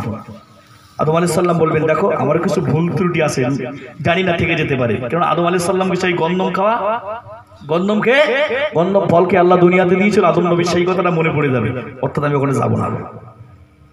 আল্লাহ পাকের নবী হযরত আদম আলাইহিস সালাম বলবেন, না না না না, ও আসরবাসীরা যাও, আমি আল্লাহ পাকের নবী আদম তোমাদেরকে সুপারিশ করতে পারবো না, আমার দরবার থেকে তোমরা বেরিয়ে চলে যাও। আল্লাহ পাকের নবী হযরত নূহ আলাইহিস সালামের কাছে চলে যাও। হাসরবাসীরা ছুটে ছুটে ছুটে ছুটে আল্লাহ পাকের নবী হযরত নূহ আলাইহিস সালামের কাছে চলে যাবে। আল্লাহ পাকের নবী নূহের কাছে যেয়ে বলবেন, হে আল্লাহ পাকের নবী নূহ, আজ কিয়ামতের ময়দানে একটুখানি আমাদের জন্য সুপারিশ করো। আল্লাহ পাকের নবী হযরত নূহ আলাইহিস সালাম বলবেন, ও আসরবাসীরা, আল্লাহর সামনে দাঁড়িয়ে আমি কথা বলতে পারবো না, কারণ আমারও কিছু ভুল ত্রুটি থেকে যেতে পারে। আমি যখন জাহাজে ওঠার সময় আমার ছেলেকে বলেছিলাম, ইয়া বুনাইয়ার কাম্বানা, হে ছেলে তুমি জাহাজে উঠে পড়ো, সেই সময় মহান রব্বুল আলামিন আল্লাহ বলেছিল, লাইসা মিন আহলিক, সে তোমার আহল নাই। হে নবী নূহ, যদি তুমি এমন ছেলেকে আহল বলে পরিচয় দাও, আমি আল্লাহ তোমার নবীর খাতা থেকে নামটা বাদ দিয়ে দেব। আল্লাহ বলেছিল, যখন নূহ নবীর যখন পেলাবন হয়েছিল, নূহ নবীর কিস্তিতে যারা ছিল তারা বেঁচে ছিল, আর যারা নূহ নবীর কিস্তিতে উঠেনি তারা সব ধ্বংস। আল্লাহ পাকের নবী নূহের ছেলে কেনান কিস্তিতে উঠেনি, বাপের কথা অমান্য করেছে, বাপের কথা অমান্য করেছে। আল্লাহর নবী যেহেতু সন্তান, আরে সন্তান যতই খারাপ হোক বাপ মার কাছে খারাপ হয় বলে মনে হয় না, বাপ মার কাছে প্রিয় হয়। আল্লাহর নবী নূহ আলাইহিস সালাম সন্তানকে বারবার ডাকছে, ছেলে চলে এসো বাবা, চলে এসো। আল্লাহ পাক গায়বে আওয়াজ দিয়ে বললেন, লাইসা মিন আহলিক, অমন ছেলে তোমার আহল নয়। ওই ছেলেকে যদি তুমি আহল বলে পরিচয় দাও, আল্লাহ কিন্তু তোমার নবীর খাতা থেকে নামটা বাদ দেবে। নূহ নবী সেই কথা মনে পড়ে যাবে। হাসরবাসীরা যে বলবে, হে নবী নূহ, আমাদের জন্য একটু সুপারিশ করুন, আল্লাহর নবী নূহের সেই কথা মনে পড়ে যাবে। আজকে আমি আল্লাহর সামনে যাব, না না, আমার কিছু ভুল ত্রুটি আছে, আমি পারবো না। যাও, আমার দরবার থেকে তোমরা আস্তে আস্তে বেরিয়ে আল্লাহ পাকের নবী হযরত মূসা আলাইহিস সালামের কাছে চলে যাও। জোরে বলুন, মহব্বত করে বলুন না সুবহানাল্লাহ। আল্লাহ পাকের নবী মূসা আলাইহিস সালামের কাছে চলে যাবে। আল্লাহ পাকের সমস্ত বান্দা বান্দীগুলো ছুটে ছুটে না না না না আল্লাহ পাকের নবী হযরত মূসা আলাইহিস সালামের কাছে চলে যাবেন, যে বলবেন, আল্লাহ পাকের নবী মূসা, আজকে আমাদের জন্য একটু আল্লাহর কাছে সুপারিশ করুন। আল্লাহ পাকের নবী হযরত মূসা আলাইহিস সালাম বলবেন, ও আসরবাসীরা, না না না না, আল্লাহর সামনে আমি তোমাদের জন্য সুপারিশ করতে পারবো না, কেননা ফেরাউনের বাবুরচিকে আমি একটা চড় মেরেছিলাম শুধুমাত্র শিক্ষা দেওয়ার জন্য, কিন্তু আমার একটা চড়ের আঘাতে দুনিয়ার জমিন থেকে বিদায় নিয়েছে। না না না না না, আমি মূসা, আমারও কিছু আল্লাহর দরবারে ভুল ত্রুটি আছে, থেকে যেতে পারে জানি না, অর্থাৎ আজ তোমাদের জন্য আমি আল্লাহর কাছে চলে যাব। ওই আল্লাহ যদি আমার হিসাব নিকাশ করে, তবে আমি মূসা জবাব দিতে পারবো না, অর্থাৎ আমার দরবার থেকে তোমরা বেরিয়ে আল্লাহ পাকের নবী হযরত ইব্রাহিম আলাইহিস সালামের কাছে যাও। জোরে বলুন সুবহানাল্লাহ। আল্লাহ পাকের নবী হযরত মূসা এত পরিমাণে রাগান্বিত নবী ছিল, কোরআন শরীফে মূসা নবীর নাম বেশি এসেছে। মানে সবসময় আল্লাহ প্রশ্ন করে, আল্লাহকে প্রশ্ন করছে একদিন, বলছে, আল্লাহ তুমি কি ঘুমাও না? আল্লাহ তুমি ঘুমাও, আল্লাহ তোমার ঘুম লাগে না? মানে এত আল্লাহর সঙ্গে এত দোস্ত করেছিল, এত বন্ধুত্ব করেছিল, মানে সবসময় আল্লাহর সঙ্গে কথা বলতে ভালোবাসতো। তাই আল্লাহ পাক সেই মূসা নবীর নামটা কোরআনে বেশি দিয়েছে। যে নবী মূসা আলাইহিস সালাম আজরাইলের একটা চড় মেরেছিল, কটা চড়? একটা চড়ে আজরাইলের চোখ ঠিকরে আজরাইলের হাতে দিয়েছিল। জোরে বলুন না সুবহানাল্লাহ। চিন্তা করেছেন সেই মূসা নবীর নাম সে মুসা নবীর কথা একবার স্মরণ করেছেন যে মুসা নবী কত রাগান্বিত নবী দুনিয়ায় ছিল। সেই মুসা আলাইহিস সালাম কিয়ামতের ময়দানে হাসরবাসীদের হাত জোড় করে বলবেন, দেখো আমি তোমাদের জন্য সুপারিশ করতে পারবো না, তোমরা আল্লাহ পাকের নবী হযরত ইব্রাহিম আলাইহিস সালামের কাছে চলে যাও। আল্লাহ পাকের বান্দা বান্দীরা ছুটে ছুটে ছুটে ছুটে আল্লাহ পাকের নবী হযরত ইব্রাহিম আলাইহিস সালামের কাছে চলে যাবেন। যে বলবেন, হে আল্লাহ পাকের নবী ইব্রাহিম, আল্লাহর দরবারে একটুখানি আমাদের জন্য সুপারিশ করুন না। না না না না না, আল্লাহ পাকের নবী হযরত ইব্রাহিম আলাইহিস সালাম বলবেন, ও আসরবাসীর আল্লাহর সামনে দাঁড়িয়ে আমি ইব্রাহিম তোমাদের নিয়ে সুপারিশ করতে পারবো না, আমি ইব্রাহিম তোমাদের নিয়ে সুপারিশ করতে পারবো না, কারণ আল্লাহর দরবারে আমারও কিছু ভুল ত্রুটি আছে নাকি জানি না, থেকে যেতে পারে। যখন আমার গোটা দুনিয়ার কওমবাসী অর্থাৎ আমার কওমবাসী যখন মূর্তি পূজায় লিপ্ত ছিল, আল্লাহকে ছেড়ে দিয়েছিল, বাদ দিয়েছিল, তারা মেলা দেখতে যাবে এমন করে যখন আমাকে যখন বলেছিল, আমি আকাশের দিকে ফিরে তাকিয়ে বলেছিলাম ইন্নী ফাকিব, আমি অসুস্থ। আল্লাহর নবী ইব্রাহিম আলাইহিস সালামকে একটা মেলায় নিয়ে যাবে, সেই জামানার উম্মতেরা, সেই জামানার মানুষগুলো নিয়ে যাবে। ইব্রাহিম সাল্লাল্লাহু আকাশের দিকে ফিরে তাকিয়ে বলছেন ইন্নী সাকিব, আমি অসুস্থ। কিন্তু ইব্রাহিম সাল্লাম সুস্থ ছিলেন।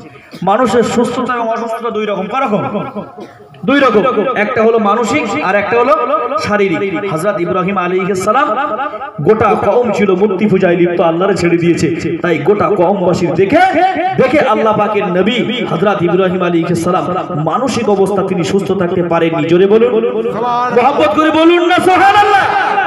ইব্রাহিম আলাইহিস সালাম বলবেন, দেখো আল্লাহর দরবারে আমি একটা সিরিংবাজি করেছি, অর্থাৎ আমি তোমাদের জন্য সুপারিশ করতে পারবো না, তোমরা শীঘ্রই চলো বেরিয়ে পড়ো। আর একটা জায়গায় হযরত নবী ইব্রাহিম আলাইহিস সালাম চাতুরতা দেখিয়েছিল।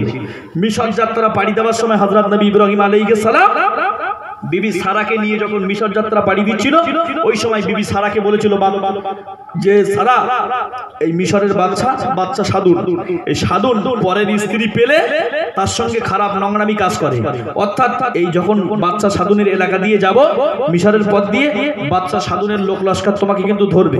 যখন তোমাকে ধরবে তুমি তখন কি বলবে জানো? যে এই যদি তোমার জিজ্ঞাসা করে যে এই মদ্দলোকটা তোমার কি হয়, তুমি বলবে এই মদ্দলোকটা আমার ভাই। তাহলে ইব্রাহিম নবী কি মিথ্যা কথা বলেছিল? না, নবীরা মিথ্যা বলতে পারে না। বাইরে আমার গভীর ভাবে বুঝুন, ভোরা ভাই বুঝবেন না গভীরি। ইন্নামাল মুমিনুনা ইখওয়াতুন, এক মুমিন আর এক মুমিনের যদি ভাই হতে পারে, এক মুমিন যদি আর এক মুমিনের ভাই হতে পারে, আল্লাহ পাকের নবী হযরত ইব্রাহিম আলাইহিস সালাম সেদিন যেমন এমন করে আম্মা জান হাজরা আলাইহিস সালাম যেমন এমন করে আম্মা জান সারা আলাইহিস সালাম একজন ঈমানদার আর হযরত নবী ইব্রাহিম আলাইহিস সালাম একজন ঈমানদার, তাহলে সেই দিকটাই তিনি বরণ করেছিলেন। ইন্নামাল মুমিনুনা ইখওয়াতুন, এক মুমিন আর এক মুমিনের যদি ভাই বোনই হতে পারে, অর্থাৎ আজকে বাঁচার তাগিদে আমি ইব্রাহিম এটা চালিয়ে দেব। জোরে বলুন সুবহানাল্লাহ।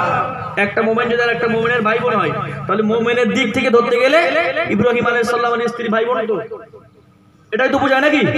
ইব্রাহিম সাল্লাম হাসরবাসীদেরকে বলবেন, দেখো আমি এইরকম একটা চাতুরতা সেদিন দেখিয়েছিলাম, অর্থাৎ আজকে তোমাদের নিয়ে যাবো আল্লাহর দরবারে, যদি আল্লাহ আমার এই প্রশ্ন করে তাহলে আমার কিন্তু জবাব দেওয়া যাবে না। অর্থাৎ দেখো আমি তোমাদের হাত জোড় করে বলছি, তোমরা আমার দরবার থেকে বেরিয়ে পড়ো, আমার দরবার থেকে বেরিয়ে পড়ো। তো বেরিয়ে পড়ে আল্লাহ পাকের নবী হযরত ঈসা আলাইহিস সালামের কাছে যাও। বাইরে আমার গভীর ভাবে বুঝুন, পুরো ভাই বুঝবেন না গভীরি। আল্লাহ পাকের নবী হযরত ইব্রাহিম আলাইহিস সালাম বলবেন, না না না না, আমার দরবার থেকে তোমরা বেরিয়ে যাও। আল্লাহ পাকের নবী হযরত ঈসা আলাইহিস সালামের কাছে চলে যাও। হাসরবাসীরা ছুটে ছুটে ছুটে ছুটে আল্লাহ পাকের নবী হযরত ঈসা আলাইহিস সালামের কাছে চলে যাবে। যে বলবেন, আল্লাহ পাকের নবী ঈসা একটুখানি আল্লাহর দরবারে আমাদের জন্য সুপারিশ করুন। আল্লাহ পাকের নবী হযরত ঈসা আলাইহিস সালাম বলবেন, না না না না, হে হাসরবাসীরা শুনে রাখো, গোটা দুনিয়ার খ্রিস্টান জাতিরা আমাকে আল্লাহর ছেলে বলেছিল, আল্লাহর পুত্র বলেছিল, কিন্তু আমি ঈসা তাদেরকে বলতে বলি নাই। কিন্তু আজ কিয়ামতের ময়দানে আল্লাহর সামনে আমি তোমাদের জন্য যাব, আর আল্লাহ যদি আমার এই প্রশ্ন করে আমি আল্লাহর সামনে দাঁড়িয়ে জবাব দিতে পারবো না। হে আসরবাসীরা, না না না না না, আমি ঈসা আল্লাহর সামনে দাঁড়িয়ে কথা বলতে পারবো না। কিন্তু আজ এই সুপারিশের কাজ কেউ করতে পারবে না। আসরবাসীরা শুনে রাখো, এই সুপারিশের দায়িত্ব আজ একমাত্র পারবে, তার ঠিকানা আমি তোমাদেরকে দিতেছি, একটা বার শুনে রাখো। আল্লাহ পাকের নবী হযরত ঈসা আলাইহিস সালাম হাসরবাসীদিগকে লক্ষ্য করে বলবেন, ও হাসরবাসীরা যাও যাও, তোমরা চলে যাও আমার দরবার থেকে বেরিয়ে। আল্লাহ পাকের নবী মুহাম্মদুর রাসূলুল্লাহ সাল্লাল্লাহু আলাইহি ওয়াসাল্লামের কাছে চলে যাও। আজকে দায়িত্বটা তার কাছে যাও। জোরে বলুন, আরে মহব্বত করে বলুন না সুবহানাল্লাহ। নারে তাকবীর, নারে তাকবীর। একটা বার চিন্তা করে দেখুন, সমস্ত নবী কিন্তু ফেল। 1 লক্ষ মত অন্তরে 2,23,999 জন নবী সব ফেল। আমার আপনার নবীর কাছে সমস্ত হাসরবাসীরা ছুটে ছুটে যাবে আল্লাহর নবীর কাছে। আরে প্রত্যেকটা নবীকে আল্লাহ একটা ফ্যাসিলিটি দান করেছিল, মানে আল্লাহর দরবারে দোয়া চাইলেই আল্লাহ কবুল করবে। একটা করে দোয়া প্রত্যেকটা নবীর জন্য স্পেশাল ভাবে দিয়েছিল আল্লাহ, প্রত্যেকটা নবীর জন্য স্পেশাল ভাবে দিয়েছিল। হযরত জাকারিয়া আলাইহিস সালামকে আল্লাহ দিয়েছিল। জাকারিয়া আলাইহিস সালাম যখন যাচ্ছে, পিছন দিক থেকে শত্রুরা জাকারিয়া নবীকে ধাওয়া করেছে। হঠাৎ করে জাকারিয়া নবী একটা বৃক্ষ বড় গাছের কাছে সাহায্য চেয়েছিল, হে গাছ তুমি আমাকে বাঁচাও বাঁচাও বাঁচাও বলে চিৎকার করেছিল জাকারিয়া নবী। গাছ মাঝখান দিয়ে ফাঁক হয়ে গিয়ে গাছের ভিতরে জাকারিয়া নবী আশ্রয় নিয়েছিল। যখন জাকারিয়া নবীকে যখন ফাড়া হচ্ছিল কোরাত দিয়ে, জাকারিয়া নবী বলেছিল আল্লাহ তুমি আমাকে বাঁচাও। আল্লাহ বলছে জাকারিয়া প্রথম চান্সে যদি তুমি আমি আল্লাহ আমাকে ডাকতে, আমি আল্লাহ তোমাকে সাহায্য করতাম। অর্থাৎ এখন যদি তোমাকে কোরাত দিয়ে চিরতে চিরতে পুরো চিরে দেয়, তবে আমি আল্লাহ আমাকে আল্লাহ বলে ডাকতে পারবে না। যদি ডাকো নবীর খাতার থেকে তোমার নামটা কাটা দেব। তাহলে একটা বার চিন্তা করে দেখুন, আমার আপনার এমন একজন নবী যে কিয়ামতের ময়দানে আমার আপনার নবী সেই দোয়াটা, সেই স্পেশাল দোয়াটা আমার আপনার নবী দুনিয়াতে কাজে লাগায়নি। তাইফের ময়দানে আল্লাহর নবীকে মেরে মেরে রক্ত শহীদ করে দিয়েছে। আল্লাহর নবীকে মেরে মেরে কাফের বেঈমানরা এমন করে রাসূলুল্লাহ রক্ত ধরিয়ে দিয়েছে। সাহাবায়ে কেরামদের যুদ্ধের ময়দানে টান টান রক্ত ধরিয়ে দিয়েছে। কিন্তু আল্লাহর নবী সেই দোয়াটা আল্লাহর দরবারে করেননি। আল্লাহর নবী হাসরবাসীদের নিয়ে মাকামে মাহমুদ নামক একটা জায়গা থাকবে, আল্লাহর নবী সেখানে সিজদায় পড়ে হাউ হাউ করে কাঁদতে থাকবে। আমার নবী এখনো কাঁদছে, কিয়ামতের ময়দানেও কাঁদবেন। একটাবার চিন্তা করেছে সেই নবীর কথা? শুধু নবীর উম্মত বেচতে যাব। একটাবার চিন্তা করেছেন যে নবী আমার আপনার জন্য এখনো কাঁদছে, কিয়ামতের ময়দানে আল্লাহর সামনে দাঁড়িয়ে যাবে, মাকামে মাহমুদের সিজদায় পড়ে আল্লাহর নবী কাঁদতে থাকবে। ভাইরা আমার গভীর কবি বুঝুন, বুলামাই বুঝবেন না কবি আলী আল্লাহ পাকের নবী জনাবে মুহাম্মদুর রাসূলুল্লাহ মাকামে মাহমুদে সিজদায় পড়ে কাঁদবেন, ইয়া হাবলি উম্মতি ইয়া হাবলি উম্মতি। গোটা দুনিয়ায় যত নবী এসেছে প্রত্যেকটা নবীর মুখে থাকবে ইয়া নাফসি ইয়া নাফসি ইয়া নাফসি ইয়া নাফসি। প্রত্যেকটা উম্মতের মুখে থাকবে ইয়া নাফসি ইয়া নাফসি ইয়া নাফসি। কিন্তু আমি আপনি এমন একটা নবীর উম্মত হতে আল্লাহ পাক পাঠিয়েছে যে নবী কিয়ামতের ময়দানে শুধুমাত্র উম্মতের চিন্তা করবে। ইয়া হাবলি উম্মতি ইয়া হাবলি উম্মতি। জোরে বলুন সুবহানাল্লাহ। আমার আব্বাজান ভাইজানেরা মনে রাখুন, এ পালিয়া গ্রামের আব্বাজান ভাইজানেরা মনে রাখুন, আল্লাহ পাকের নবী জনাবে মুহাম্মদুর রাসূলুল্লাহ ওই মাকামে মাহমুদে সিজদায় পড়ে আল্লাহর দরবারে যখন ক্রন্দন করবেন, মহান রব্বুল আলামিন আল্লাহ জিবরাইল আমিন আলাইহিস সালামকে লক্ষ্য করে বলবেন, হে আমার ফেরেশতা জিবরিল যাও যাও চলে যাও, আমার হাবিবুল্লাহ নবীর দরবারে একটুখানি চলে যাও, আমার নবীকে মাথা তুলতে বলো, মাথা তুলতে বলো। আমার নবী কিসের জন্য কাঁদছে একটা বার চলে যাও। জোরে বলুন সুবহানাল্লাহ। যাও জিবরাইল চলে যাও, আমার নবীর দরবারে চলে যাও। আল্লাহর নবীর দরবারে ফেরেশতা জিবরিল চলে আসবেন, ইয়া রাসূলুল্লাহ ইয়া হাবিবাল্লাহ হুজুর আপনি একটাবার মাথাটা তুলুন, একটাবার হুজুর মাথাটা তুলুন। আপনি কাঁদছেন কেন? আপনি কাঁদছেন কেন? একটাবার মাথা তুলুন। আল্লাহ পাকের নবী মাথা তুলে বলবেন, হে আল্লাহ পাকের ফেরেশতা জিবরাইল কি হয়েছে বলো। বলবেন, ইয়া রাসূলুল্লাহ ইয়া হাবিবাল্লাহ হুজুর আপনি কাঁদবেন না, আপনি যে উম্মতের জন্য কান্নাকাটি করছেন সেই উম্মতগুলোকে আপনি ধরে ধরে আল্লাহ জানিয়েছে সেই সমস্ত উম্মতগুলোর হাতটা ধরে আপনাকে জান্নাতে নিয়ে যাওয়ার পারমিশন আল্লাহ বানিয়েছেন। জোরে বলুন, মহব্বত করে বলুন না সুবহানাল্লাহ। আমাদের আম্মা জান আয়েশা সিদ্দিকা রাদিয়াল্লাহু তাআলা আনহা আল্লাহর নবীকে প্রশ্ন করেছিল, ইয়া রাসূলুল্লাহ কিয়ামতের ময়দানে লক্ষ লক্ষ নবী থাকবে, কোটি কোটি কোটি কোটি আপনার উম্মতানি থাকবে, অন্য নবীর উম্মতেরাও থাকবে, সেদিন আপনার উম্মতকে আপনি কেমন ভাবে চিনে নেবেন? আপনার উম্মতকে আপনি কেমন ভাবে চিনে নেবেন? আল্লাহর নবীর স্ত্রীকে আল্লাহর নবী বলেছিল, হে বিবি আয়েশা এই যে একটা ফাঁকা মাঠ দেখতে পাচ্ছ, ফাঁকা মাঠ, এই ফাঁকা মাঠে যদি 1 লাখ ঘোড়া ছাড়া হয়, কটা? 1 লক্ষ যদি ঘোড়া, কালো ঘোড়া ছেড়ে দেওয়া হয়, ওই কালো ঘোড়ার ভিতর থেকে একটা কপালে সাদাওয়ালা চিহ্ন ঘোড়া যদি থাকে, বলো বিবি আয়েশা যদি সঠিকভাবে তালাশ করা হয় এই ঘোড়াটাকে পাওয়া যাবে? আল্লাহর নবীর বিবি আম্মা জান আমাদের আম্মা জান আয়েশা সিদ্দিকা বলেছিল, ইয়া রাসূলুল্লাহ নিঃসন্দেহে সেই ঘোড়াটাকে পাওয়া যাবে। আল্লাহ পাকের নবী মুহাম্মদুর রাসূলুল্লাহ সাল্লাল্লাহু আলাইহি ওয়াসাল্লাম বিবিকে লক্ষ্য করে বললেন, আমার বিবি তুমি শুনে রাখো, এই লক্ষ লক্ষ কালো ঘোড়ার ভিতরে যদি কপাল সাদা ওলা ঘোড়াটারে যদি চিহ্নিত করে যদি পাওয়া যায়, কিয়ামতের ময়দানে আমার উম্মতগুলোকে আমি রাসূলুল্লাহ দেখে দেখে চিনব। কিয়ামতের ময়দানে আমার উম্মতেরা দুনিয়ার জমিনে নামাজ পড়ার জন্য পাঁচবার করে তারা ওযু করেছিল, এই ওযুর জায়গাগুলো দিয়ে নূর চমকাইতে থাকবে। কিয়ামতের ময়দানে তাদের জায়গাগুলো দিয়ে নূর চমকাবে। আমি রাসূলুল্লাহ তখন বুঝতে পারবো এরাই আমার উম্মত। আমি রাসূলুল্লাহ হাত ধরে ধরে জান্নাতের ভিতরে নিয়ে যাব। জোরে বলুন আর একটু মহব্বত করে বলুন না সুবহানাল্লাহ। এখন আপনারাই চিন্তা করেন, যারা দুনিয়ার জমিনে নামাজ পড়ে না, তো ওযু লাগে, ওযু লাগে? যারা নামাজ পড়ে না, এগুলো তো ওযু করতে হয় না। কিয়ামতে তার গা নবী কি দেখেছেন একটা বার চিন্তা করেছে? যারা নামাজ পড়ে পাঁচবার ওযু করে, এখানে নবী নূর দেখেছেন, হাত দিয়ে চোখ দিয়ে পা দিয়ে নূর চমকাবে, আল্লাহর নবী বুঝতে পারবে এরা আমার উম্মত। কিন্তু যারা দুনিয়াতে একক তো নামাজ পড়ে না, সেদিন রাসূলুল্লাহকে কি দেখেছেন? একটাবার যুবক ভাইরা চিন্তা করে দেখুন যে যদি নামাজ যদি না পড়ি, কিয়ামতের ময়দানে নবীর সুপারিশ কিন্তু পাওয়া যাবে না। আল্লাহর নবী এত কষ্টের ভিতরে দিয়ে আল্লাহর নবী জীবন যাপন করেছেন, তবু আমার নবী নামাজ ছাড়েনি। জোরে বলুন, মহব্বত করে বলুন না সুবহানাল্লাহ।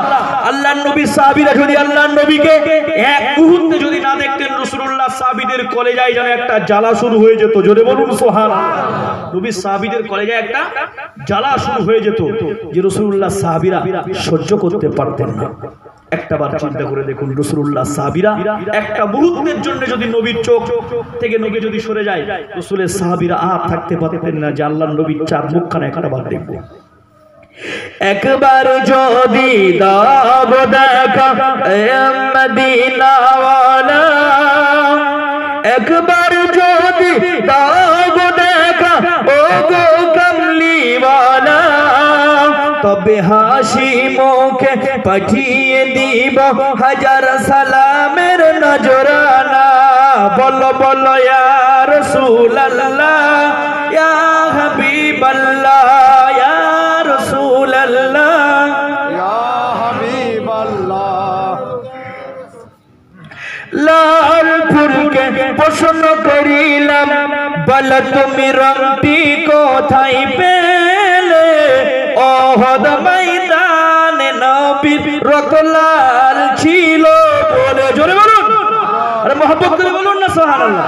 তাহলে এর দ্বারা কি বোঝা গেল যে লাল ফুল যে একটা রক্ত, লাল ফুল যে লাল রং আমাদের খুব ভালো লাগে না? হ্যাঁ, নবীর উহুদের ময়দানে রক্ত লাল ছিল, যার কারণে লাল ফুলের মর্যাদা খোদার দরবারে অনেক অনেক গুণে বেশি। জোরে বলুন সুবহানাল্লাহ। হলুদ ফুলকে প্রশ্ন করিলাম, বল তুমি রংটি কোথায় পেলে? নূর নবীজির নূরানি চেহারা হলুদ ছিল বলে। সাদা ফুলকে প্রশ্ন করিলাম, বল তুমি রংটি কোথায় পেলে? নূর নবীজির নূরানি দাঁত সাদা ছিল বলে। সবুজ ফুলকে প্রশ্ন করিলাম, বল তুমি রংটি কোথায় পেলে? নূর নবীজির পাগড়ি মোবারক সবুজ ছিল বলে। তাই তো লাল ফুল, সাদা ফুল, হলুদ ফুল, সবুজ ফুল বাগান থেকে তুলে টাঙিয়েছে মালা।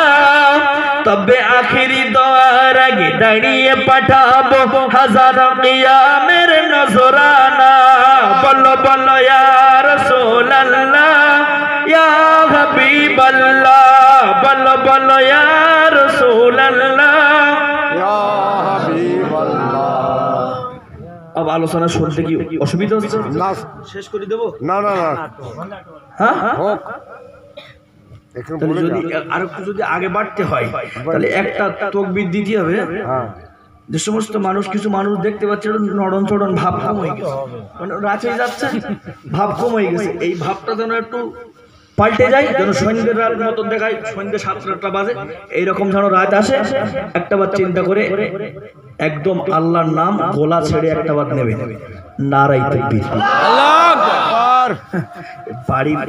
বাড়ির ভিতরে যারা পদ্মার যারা মেয়ে ছেলে আছে এরাও শুনতে পাচ্ছে না আপনারা, বুঝতে পেরেছেন? আল্লাহর নাম নেবো, কার নাম? আল্লাহর নাম উচ্চ আওয়াজে নেবো, পার্লামেন্ট পর্যন্ত পৌঁছে যায়। নারায়ে তাকবীর, নারায়ে তাকবীর, নারায়ে তাকবীর। আল কোরআনের আলো, আল হাদিসের আলো,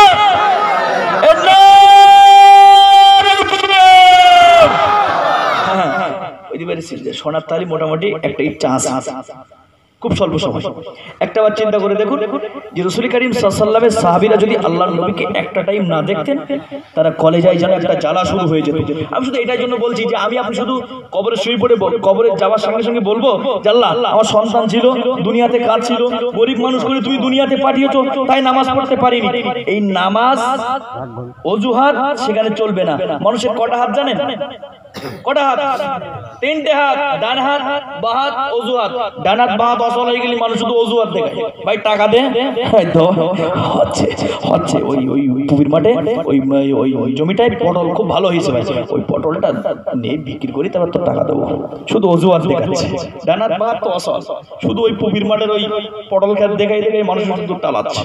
কিন্তু একটা বার চিন্তা করে দেখুন, কবরে গেলে সেখানে অজুহাত খাটবে না, ডান হাত বাঁ হাত অসল হয়ে যাবে, আপনার এই জবানটা অসল হয়ে যাবে, সেদিন আর ওখানে থাকবে না। একটা বার চিন্তা করে দেখুন যে রাসূলের সাহাবীরা কেমন কষ্ট করেছে, আল্লাহর নবীও কেমন কষ্ট করেছে। আল্লাহ পাকের নবী জনাবে মুহাম্মদুর রাসূলুল্লাহ সাল্লাল্লাহু আলাইহি ওয়াসাল্লাম সাহাবীরাকে একটা দিন যদি আল্লাহর নবীকে না দেখতো, তাদের কলিজায় যেন একটা জ্বালা শুরু হয়ে যেত। এক তারিখে ফারুকা, এক তারিখে আল্লাহ পাকের নবী জনাবে মুহাম্মদুর রাসূলুল্লাহ সাহাবী হযরত আবু বকর আল্লাহর নবীকে খুঁজে খুঁজে পাচ্ছে না। হঠাৎ করে ওমরের সঙ্গে দেখা হয়ে গেল। ভাই ওমর, আল্লাহর নবীর খোঁজটা কি তুমি বলতে পারো? ওমর ফারুক রাদিয়াল্লাহু তাআলা আনহু বললেন, না না না না, এ ভাই আবু বকর, আল্লাহর নবীর সংবাদ আমি বলতে পারি না। আল্লাহ পাকের নবী সাহাবী হযরত আবু বকর ঘর ছেড়ে বেরিয়ে টুক টুক টুক টুক টুক টুক করতে করতে ফাঁকা মরু ময়দান দিয়ে চলতে শুরু করলেন। কিছুটা রাস্তা অতিক্রম করে দেখতে পেলেন দিনের নবী মুহাম্মদুর রাসূলুল্লাহ সাল্লাল্লাহু আলাইহি ওয়াসাল্লাম আবার আপনার নবীকে কাফির বেঈমানরা মেরে মেরে রক্ত শরীর করে দিয়ে আল্লাহর নবীকে অজ্ঞান করে দিয়ে তারা পৃথিবীর এমন করে তারা বাড়িতে চলে গেছে। কাফির বেঈমানরা ভেবেছে না না না না, মুহাম্মদ বলে ঝামেলাটা আজ থেকে আমাদের সম্মুখ থেকে সরে গেল, না না না, আর কলেমার বাণী প্রচার করবে না, আর আমাদের কাছে ঝামেলা থাকবে না। এমন করে মক্কার বেঈমানের আল্লাহর নবীকে মেরে মেরে রক্তাক্ত শরীর করে দিয়ে কাফের বেঈমানরা রেখে চলে গেলেন যে যার বাড়িতে। আল্লাহ পাকের নবী সাহাবী হযরত আবু বকর টুক টুক টুক টুক টুক টুক করতে করতে ঠিক সেই গন্তব্যস্থানে পৌঁছে গেলেন যে আল্লাহর নবীকে উঁচু করে নিয়ে একটা খাজুর বাগানের ভিতরে আবু বকর প্রবেশ করলেন। আবু বকর সেখানে প্রবেশ করে আবু বকর রাদিয়াল্লাহু তাআলা আনহু বসে পড়েছেন। দিনের নবী মুহাম্মদুর রাসূলুল্লাহ সাল্লাল্লাহু আলাইহি ওয়াসাল্লামের মাথা মোবারকখানা এমন করে আবু বকর উরুর উপরে ধারণ করলেন। আল্লাহর নবীর মুখ পানে তাকিয়ে বললেন, ইয়া রাসূলুল্লাহ, ইয়া হাবিবাল্লাহ, হুজুর আপনি একবার চক্ষু মেলে দেখুন, যেখানে আমি আবু বকর ছাড়া আর কেউ নেই। জোরে বলুন, মুহাব্বত করে বলুন সুবহানাল্লাহ। তাহলে একটাবার চিন্তা করেছেন যে রাসূলের সাহাবীদের অন্তরের ভিতরে নবীর মহব্বত ছিল না? ছিল না? ছিল না? আল্লাহ বলছে কোরআনে, উলাইকা কাতাবা ফি কুলুবিহিমুল ঈমান। জোরে বলুন, মহব্বত করে বলুন না সুবহানাল্লাহ। আমি আল্লাহ পাক রব্বুল আলামিন আমার প্রত্যেকটি নবীর সাহাবীদের অন্তরে আমি আল্লাহ ঈমানটাকে লিপিবদ্ধ করেছি। জোরে বলুন, লিখে দিয়েছি। মহব্বত করে বলুন না সুবহানাল্লাহ। আমার আপনার ঈমান আছে না নেই এ কথা কারো কেউ বলা যাবে? তো বেঈমান ও পাক্কা মুনাফিক বলা যাবে না।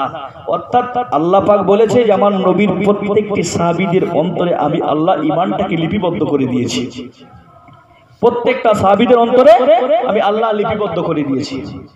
আল্লাহ পাক আবার অন্য সূত্রে জানিয়েছেন, রাদিয়াল্লাহু আনহু, আমি আল্লাহ পাক রব্বুল আলামিন আমার প্রত্যেকটি নবীর সাহাবীদের উপরে রাজি এবং সাহাবীরাও আমি আল্লাহ আমার উপরে রাজি। জোরে বলুন সুবহানাল্লাহ। আল্লাহ আল্লাহ পাকের নবী সাহাবী আবু বকর আল্লাহ নবীর উরুর উপরে আল্লাহ নবীকে নিজের উরুর উপরে মাথাটা রেখে ধারণ করে বললেন ইয়া রাসূলুল্লাহ ইয়া হাবিবাল্লাহ হুজুর না না না না আপনি একটাবার চক্ষুটা মেলে দেখুন এই জায়গায় মক্কার কোনো বেঈমানেরা নেই ইয়া রাসূলুল্লাহ আমি আবু বকর ছাড়া আর কেউ নেই ইয়া রাসূলুল্লাহ আপনি একটাবার চক্ষু মেলে দেখুন এই সময়টা ছিল আসর থেকে নিয়ে মাগরিব এর মিডিলে আসর থেকে নিয়ে মাগরিব এর মিডিলে এই সময়টা ছিল আল্লাহর নবী সাহাবী আবু বকর আল্লাহর নবীর মুখের দিকে বারবার তাকাচ্ছেন বলছে ইয়া রাসূলুল্লাহ আপনি একটাবার চক্ষু মেলে দেখুন আমি আবু বকর ছাড়া আর কেউ নেই আল্লাহ পাকের নবী সাহাবী হযরত আবু বকর আল্লাহর কাছে দুটো হাত তুলে বললেন ও রব্বুল আলামিন আল্লাহ না না না না আমি আবু বকর আমি যদি মারা যাই ইসলামের কোনো ঘাটতি হবে না কিন্তু এই মুহূর্তে যদি আমাদের নবী যদি দুনিয়া জমিন থেকে বিদায় নেয় ইয়া রাসূল হে রব্বুল আলামিন আল্লাহ দিনের নবী যদি বিদায় নেয় ইসলাম তাওয়াক্কালে মৃত্যু ঘটে যাবে ও রব্বুল আলামিন আল্লাহ আমি আবু বকর আমার জানের বিনিময়ে তোমার নবীকে তুমি ফিরিয়ে দাও জোরে বলুন আর একটু মহব্বত করে বলুন সুবহানাল্লাহ আল্লাহর নবী সাহাবী আবু বকর আল্লাহর কাছে দোয়া যাচ্ছে বারবার কাঁদছে আবু বকরের চোখ দিয়ে টপ টপ টপ টপ করে পানি গড়াচ্ছে হঠাৎ করে আল্লাহর নবী চোখটা মেলে আবু বকরের দিকে লক্ষ্য করলেন আবু দেখছে আল্লাহর নবী দেখছে যে আমার সাহাবী হযরত আবু বকর আল্লাহর নবীর সঙ্গে সঙ্গে সেই মুহূর্তে আল্লাহর নবী আবু বকরকে লক্ষ্য করে বললেন হে আমার সাহাবী আবু বকর এখনো কি আসরের নামাজের সময় আছে জোরে বলুন আরে মহব্বত করে বলুন না সুবহানাল্লাহ সুবহানাল্লাহ বলে দিতে হচ্ছে চিন্তা করেছেন দিনের নবীর রক্ত শরীরে কাফির বেঈমানরা এত মার মেরেছে দিনের নবী অজ্ঞান হয়ে গেছে দিনের নবী যেই হুঁশ ফিরেছে দিনের নবী বলছে আবু বকর এখনো কি আসরের নামাজের সময় আছে জোরে বলুন মহব্বত করে বলুন না সুবহানাল্লাহ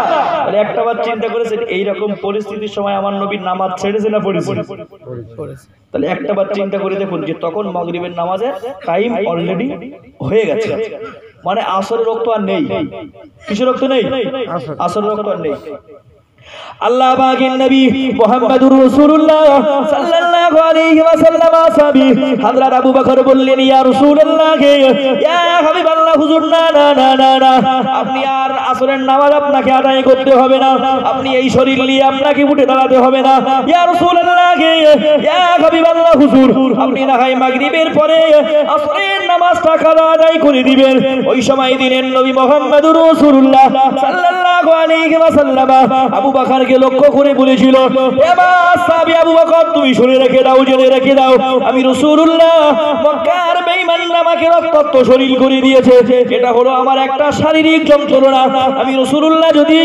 আসরের নামাজটাও যদি বাদ দিয়ে দিই তবে আমার রোগের যন্ত্রণাটাও বেড়ে যাবে জোরে বলুন আর একটু মহব্বত করে বলুন সুবহানাল্লাহ আল্লাহ পাকের নবী জনাবে মুহাম্মদুর রাসূলুল্লাহ সাল্লাল্লাহু আলাইহি ওয়াসাল্লাম এমন করে পশ্চিম আকাশে সূর্য অস্তমিত চলে গেছে আল্লাহর নবী দুটো হাত তুলে আল্লাহর কাছে কাঁদছেন আর বলছেন ও রব্বুল আলামিন আল্লাহ না না না না ইসলামের খাতায় থেকে যাবে তোমার নবী নামাজ ছেড়ে দিয়েছে ও রব্বুল আলামিন আল্লাহ আমি মুহাম্মদুর রাসূলুল্লাহ আসরের নামাজটা আমি আদায় করতে যাই মহান আল্লাহ পাক রব্বুল আলামিন পশ্চিমের অস্তমিত যাওয়া সূর্যকে দিনের নবীর আসরের নামাজ পড়ার জন্য আল্লাহ তাআলা আবার উদিত করেছিলেন জোরে বলুন আরে মহব্বত করে বলুন না সুবহানাল্লাহ নারে তাকবীর একটাবার চিন্তা করেছেন দিনের নবী তখনও নামাজ ছাড়েনি নিজের দিনের নবী নামাজটা পড়ে চলেছে যে আবু বকর বলছে রাসূল আপনি না নামাজটা কাজা পড়ে দেবেন আপনি না হয় নামাজটা কাজা পড়ে দেবেন আবু বকরকে রাসূল বলছেন আবু বকর এটা হলো কাফের বেঈমান আমাকে রক্তাক্ত করে দিয়েছে এটা হলো আমার একটা শারীরিক যন্ত্রণা এটা মানসিক যন্ত্রণা যদি আমি নামাজটাও ছেড়ে দিই আমার রূহের যন্ত্রণাটাও বেড়ে যাবে একটাবার চিন্তা করেছেন সেই নবী কোন নবী যে নবী কিয়ামতের ময়দানে সুপারিশের কাণ্ডারি গুনাহগারের বন্ধু সেই নবীর সুপারিশ ছাড়া কোনো মানুষকে কোন নবী আলাইহিস সালাম জান্নাতে যেতে পারবে না জোরে বলুন আরে মহব্বত করে বলুন না সুবহানাল্লাহ একটাবার চিন্তা করে দেখুন যদি দুনিয়াতে নামাজ না থাকে রোজা না থাকে হজ না থাকে যাকাত না থাকে ওই জায়গায় গেলে ছাড় পাওয়া যাবে বলে মনে হয় জি না। একটাবার চিন্তা করে দেখুন বাবা, এমন এমন একটা জিনিস নামাজ, ইসলামের সর্বপ্রথম হলো নামাজ। যদি নামাজ যদি না পড়ি কিছুই কাজে লাগবে না। যদি আমি আপনি নামাজটা পাঁচ ওয়াক্ত পড়ি, আমার আপনার অটোমেটিক অন্তরের ভিতরে এসে যাবে, মন চাইবে যে এই গোনার কাজটা আমার দ্বারাতে করবো না, অটোমেটিক এসে যাবে। যদি নামাজ না থাকে সুদ খেতেও ভুল হবে না। একটাবার চিন্তা করে দেখুন, বালিয়া বাজারের সন্নিকটে আমার আব্বাজান ভাইজানেরা, আমি মোস্তফা বসিরহাট থেকে আপনাদের খেদমতে এসেছি। একটাবার চিন্তা করে দেখুন, যে সমস্ত মহিলারা, আপনাদের দিকে মহিলা সমিতি হয়? হ্যাঁ, এরকম সব দিকে আছে। চলো ভাইজান না, পাপার তো ইবলিশ শয়তান না, এরকম সব দিকে থাকবে। একটাবার চিন্তা করে দেখুন, যে সমস্ত মহিলারা মহিলা সমিতির সঙ্গে জড়িত, বাস্তব খোদার কসম করে বলছি, বসিরহাটের আল্লামা হুজুর, আপনারা কোনোদিন দেখেছেন রওজা? বসিরহাটের জমিনে আল্লামাই বাংলার লোহার আমিন রাহমাতুল্লাহ আলাইহি লিখেছে, 1 টাকা পরিমাণ সুদ খাওয়া মানে মায়ের সঙ্গে 36 বার জেনা করলে যে গুনাহ হয়, তার নামায় আমলে 1 টাকা সুদ খেলে সেই গুনাহ লেখা হয়। কি বলেছি বুঝতে পেরেছেন? এখন সেই মদ্দা লোকগুলো চিন্তা করুক, যার স্বামী যার স্ত্রী মহিলা সমিতির সঙ্গে জড়িত, কবরের আযাব কিন্তু ছাড় নেই। আপনি হাজী হতে পারেন, গাজী হতে পারেন, আপনার বৌমা নামাজ পড়বে না, আপনার নিজের স্ত্রী নামাজ পড়বে না, আপনি মনে করছেন আমি তসবিহ দেওয়ার টেপ পর বেহেশতে দিয়ে যাবো, মানে রিমোট টেপা গাড়ি নাকি? এই রিমোট টেপা গাড়ি নাকি আমি টেপ পর চলে যাবো নাকি? যেতে বলে সেখানে যেও, সে রাস্তায় ঘন ঘন বাম্পার, সে রাস্তায় ঘন ঘন বাম্পার। চিন্তা করো, শুধু এই রাস্তার মতন বাম্পার না, সেই যেন তেন বাম্পার না, সে ভিআইপি বাম্পার। সে বাম্পার টপকাতে গেলে আপনার ইমানের প্রয়োজন আছে, আপনার ইমানের প্রয়োজন আছে। যদি ইমান থাকে সেই বাম্পার গুলো টপকাতে পারবে, নইলে গাড়ির তলা বেঁধে যাবে। গাড়ির তলা বাম্পারে বেঁধে যাবে। একটা বার চিন্তা করে দেখুন। আমার গভীর ভাবে বুঝুন, পুরামাই বুঝবেন না কবিয়ারি। আল্লাহ পাকের নবী জনাবে মুহাম্মদুর রাসূলুল্লাহ সাল্লাল্লাহু আলাইহি ওয়াসাল্লাম হাদিস শরীফের ভিতরে জানিয়েছে, আল্লাহ কোরআন শরীফের ভিতরে জানিয়েছে, কাল কিয়ামতের কঠিন মহা মুসিবতের সময় আল্লাহ তাআলা এবং তার রাসূলুল্লাহ সুদখোরদের সঙ্গে লড়বে। আল্লাহ পাকের নবী, আল্লাহ শুধু একা লড়বে না, আল্লাহ নবী বলছে কিয়ামতের ময়দানে আমি রাসূলুল্লাহ ওই সুদখোরদের সঙ্গে লড়বো।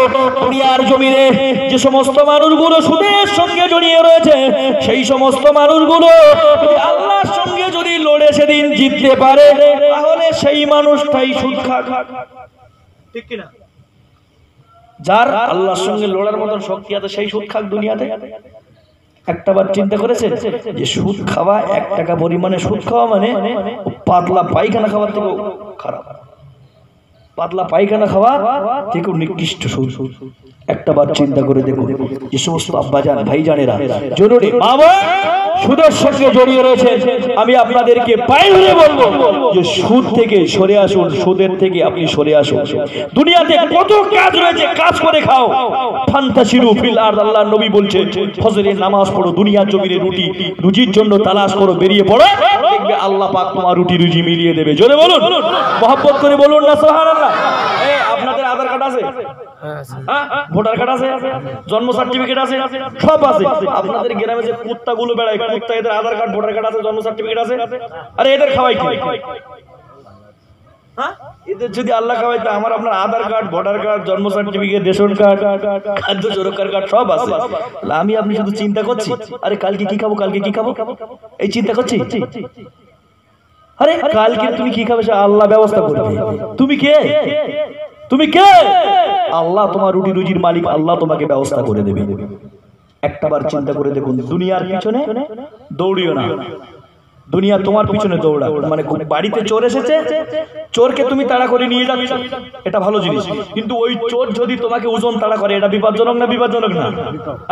তাহলে একটাবার চিন্তা করে দেখুন, তুই দুনিয়ার পিছনে দৌড়িও না, দুনিয়া তোমার পিছনে দৌড়া, এটা ভালো জিনিস।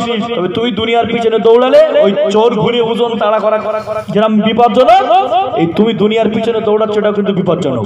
একটাবার চিন্তা করে দেখবে, একটাবার চিন্তা করে দেখবে, ওই যে কিয়ামতের ময়দানও কিন্তু অত্যন্ত কঠিন ময়দান। সে ময়দানে দাঁড়িয়ে আপনার আমার সেই ময়দানের কথা আমি আপনি বলে শেষ করতে পারবো না। কিয়ামতের ময়দানে 12টা সূর্য আল্লাহ পাক মাথার উপরে নামিয়ে দেবে।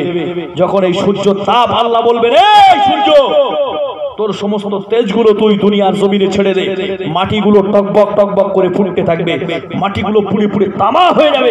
মানুষের মাথার ঘিলুগুলো গলে গলে গলে গলে কান দিয়ে, নাকের সিঁদুর দিয়ে দিয়ে দিয়ে গলিয়ে গলে গলে বেরিয়ে পড়বে। আল্লাহর নবী বলছে, এক একটা মানুষের গা দিয়ে এমন এমন ঘাম ভার হবে, সেই ঘামে, নিজের ঘামে নিজেই হাবুডুবু খাবে। সেই দিনটার নাম হলো আল খারিয়াতু মাল খারিয়া। সেই দিনটার নাম হলো ইযা ওয়াকাতিল ওয়াকিয়া। সেই দিনটার নাম হলো ইযা জুলজিলাতিল আরদু জিলজালাহা।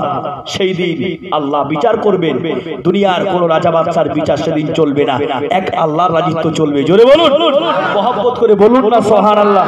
একটাবার চিন্তা করে দেখুন, সেদিন কোন মানুষের বিচার চলবে না। সেদিন আমি আপনি কিছুই করতে পারবো না। সেই দিনটার নাম হলো কিয়ামতের দিন।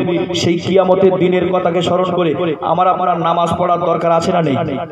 সন্তানগুলোকে কোরআন শিক্ষা দেওয়ার দরকার আছে না নেই? একটাবার চিন্তা করে দেখুন, আমি আপনি দুনিয়ার চিন্তা করতে করতে সব চলে যাব, কিন্তু দুনিয়ার চিন্তা করতে করতে চলে যাব সন্তানগুলোকে রেখে। ওই সন্তান যদি নামাজি না হয়, খোদাভীরু না হয়, ওই সন্তান যদি মোবাইলে দুনিয়ার জমিনে গান শোনে, দুনিয়ার জমিনে ডাসাঙ্গামা দেখে, সেই দিন আমার আপনার উপায় কি হবে জানেন? কবরে শুয়ে পড়ে হাদি সাহেব হন, গাজী সাহেব হন, মাস্টার, ডাক্তার, এমএলএ যাই হয় না কেন, আপনার কবরে কিন্তু সেকেন্ডে সেকেন্ডে বাস পড়বে। একটাবার চিন্তা করে দেখুন, একটাবার চিন্তা করে দেখুন যে কবরের জমিনে শুয়ে পড়েও শান্তি নেই। যদি নেক্সট সন্তান পৃথিবীতে থাকে, তাহলে কবরের জমিনে শুয়ে পড়ে আমার আপনার কিন্তু শান্তি আছে। ঠিক কিনা বলুন? বলেছে খবর আমার খবর, বান্দারে তুই শুনলি না। বলেছে খবর আমার খবর, বান্দারে তুই শুনলি না। দিন দিন তোর কাটছে হায়াত, একটি বারো গুনলি না। বলেছে খবর আমার খবর, বান্দারে তুই শুনলি না। দিন দিন তোর কাটছে হায়াত, একটি বারো গুনলি না। বারে বারে দেখে আমার, বারে বারে দেখে আমার, সেই চোখেতে চিনলি না। দিন দিন তোর কাটছে হায়াত, একটি বারো গুনলি না। কবর বলছে যে আমার কাছে তুই আসিস কখন? যখন একটা মানুষ মরে যায় তুই আমার কাছে আসিস, কিন্তু আমাকে দেখে তোর একটা শিক্ষা নেওয়া উচিত না যে এই কবরের ভিতরে আমি আজকে একটা মানুষকে দেখে যাচ্ছি, আবার একটা দিন এই মাটিতে আমাকে আসতে হবে। তাই কবর কি বলছে? বারে বারে তুই আমাকে দেখছিস, কিন্তু আমাকে তুই স্মরণ করছিস না। কিন্তু তুই আমাকে স্মরণ না করলেও আমি কবর তোকে স্মরণ করেই আছি। আমি কবর তোকে স্মরণ করে আছি। কবর কি বলছে শুনুন, কোথায় রে তোর আংটি বালা, যে কেন তোর হাত খালি। কবর কি বলছে? কোথায় রে তোর আংটি বালা, কোথায় রে তোর বিশাল সিন্ধু, কোথায় রয়েছে? আজ কবরের ভিতরে তুই চলে এসেছিস। তাই কবি বলছে, কোথায় রে তোর আংটি বালা, যে কেন তোর হাত খালি। শখের বাড়ি শখের গাড়ি, আজ কারে তুই দিয়েলি। কোথায় রে তোর আংটি বালা, আজ কেন তোর হাত খালি। শখের বাড়ি শখের গাড়ি, আজ কারে তুই দিয়েলি। পথের সাথী মোটর বাইক, পথের সাথী মোটর বাইক, সঙ্গে কেন আনলি না। দিন দিন তোর কাটছে হায়াত, একটি বারো বললি না। বলছে খবর আমার খবর, বান্দারে তুই শুনলি না। দিন দিন তোর কাটছে হায়াত, একটি বারো বললি না। কবর বলছে বান্দারে তুই বারবার আসিস, কিন্তু আমার কোলে একটাবার চিন্তা করে রেখেছিস যে তোর দুনিয়ার জমিনে থেকে তুই বাড়ি বানিয়েছিলি, গাড়ি বানিয়েছিলি, সেগুলো দুনিয়ার জমিনে থেকে কবরের জমিনে তুই নিয়ে আসতে পারলি না। তাহলে তুই কি করেছিস? দুনিয়ার জমিনে যখন একটা বন্ধু বিপদে পড়ে, আর একটা বন্ধু ফোন করে খবর লাই, বন্ধু কেমন আছে? বন্ধু বলে আমি খুব ভালো আছি। কি বন্ধু, আমার একটা দিনকাল খুব খারাপ যাচ্ছে, খুব দুঃখের সঙ্গে আমার দিনকাল কাটছে। একটাবার চিন্তা করে দেখুন যে সেই কবরের কথা, যে কবরে কিছুই নিয়ে যাওয়া যাবে না। বলছে খবর আমার খবর, বান্দারে তুই শুনলি না। দিন দিন তোর কাটছে হায়াত, একটি বারো বললি না। উপর নিচে আগে পিছে, উপর দেখবি শুধু মাটি মাটি, নাই রে পাংখা নাই গদি, নাই রে সেটাই খাটো গদি, নাই রে পাংখা নাই গদি, নাই রে সেটাই খাটো গদি, নাই রে জানলা নাই রে দরজা, দেখবি শুধু আন্ধারি, নাই রে বিবি নাই রে টিপি, নাই রে সাদের বন্ধুরা, নাই রে বিবি নাই রে টিপি, নাই রে সাদের বন্ধুরা। এই দুনিয়ার জমিনে আমরা খোঁজ নেই মোবাইলের মাধ্যমে, তাই কবর বলছে দেখো, কবি তার ছন্দের ভিতরে খুব সুন্দর ভাবে এই গজলটা লিখছে, বলছে মোবাইলের সেটটি কেন, মোবাইলের সেটটি কেন তোর কবরে আনলি না, যদি ফোনের টাওয়ার থাকতো, যদি তোর নিজের টাওয়ার থাকতো না, মোবাইলের টাওয়ারটি কেন তোর কবরে টানলি না, ফল যে কেমন পাবি রে তুই বলতে কারো পারবি না, ফল যে কেমন পাবি রে তুই বলতে কারো পারবি না, টেলিফোনের টাওয়ারটি কেন তোর কবরে টানলি না, যদি ফোনের টাওয়ার থাকতো, যদি তোর নিজের টাওয়ার থাকতো না, বলছে খবর আমার খবর বান্দারে তুই শুনলি না, দিন দিন তোর কাটছে হায়াত একটি বার বললি না, আল্লাহুম্মা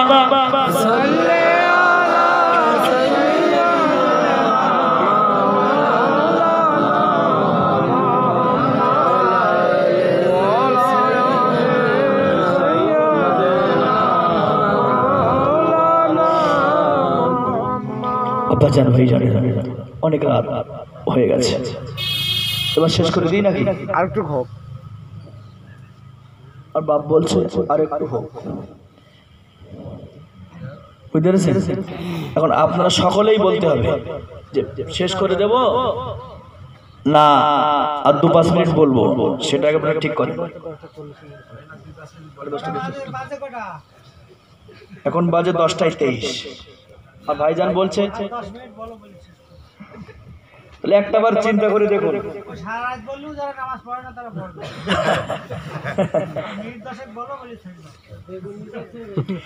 একটাবার চিন্তা করে দেখুন নামাজ কে পড়বে আর কে পড়বে না এর হিসাব আমি কারোর কবরে দিয়ে দেবো? এই গ্রামের যে সময় যে ইমাম সাহেব আছে ইমাম সাহেব দেবে? তবে ইমাম সাহেবের এই জিনিসটা দেওয়া লাগবে, কোন জিনিসটা? যে মানুষকে তুমি কেন ইসলামের দাওয়াত, কালেমার দাওয়াত, নামাজের কথা মানুষের কানে কেন শুনিয়ে দাও? মানুষের কানে এই দাওয়াতটা তুমি কেন শোনাওনি? তার জন্য তোমাকে জাহান্নামে যেতে হবে। অর্থাৎ আমি এসেছি আমার হকটা আদায় করার জন্য। কিসের হক আদায়? বক্তারা নামার সময় বলে দেখেছেন ওমা আলাইনা ইল্লাল বালাগ, তার মানে মানো, মানকে দাও, না মারো গোল্লায় দাও, গোল্লায়। বুঝতে পেরেছেন কি বলেছি? মানলি তুমি পাবে মান জাদা ওয়াজাদা, যে মানবে সে কিয়ামতে পাবে, যে মানবে না সে কোনোদিন পাবে না। একটাবার চিন্তা করে দেখুন, ভাইজানের কথার ভিত্তিতে আমার একটা কথা মনে পড়ে গেল।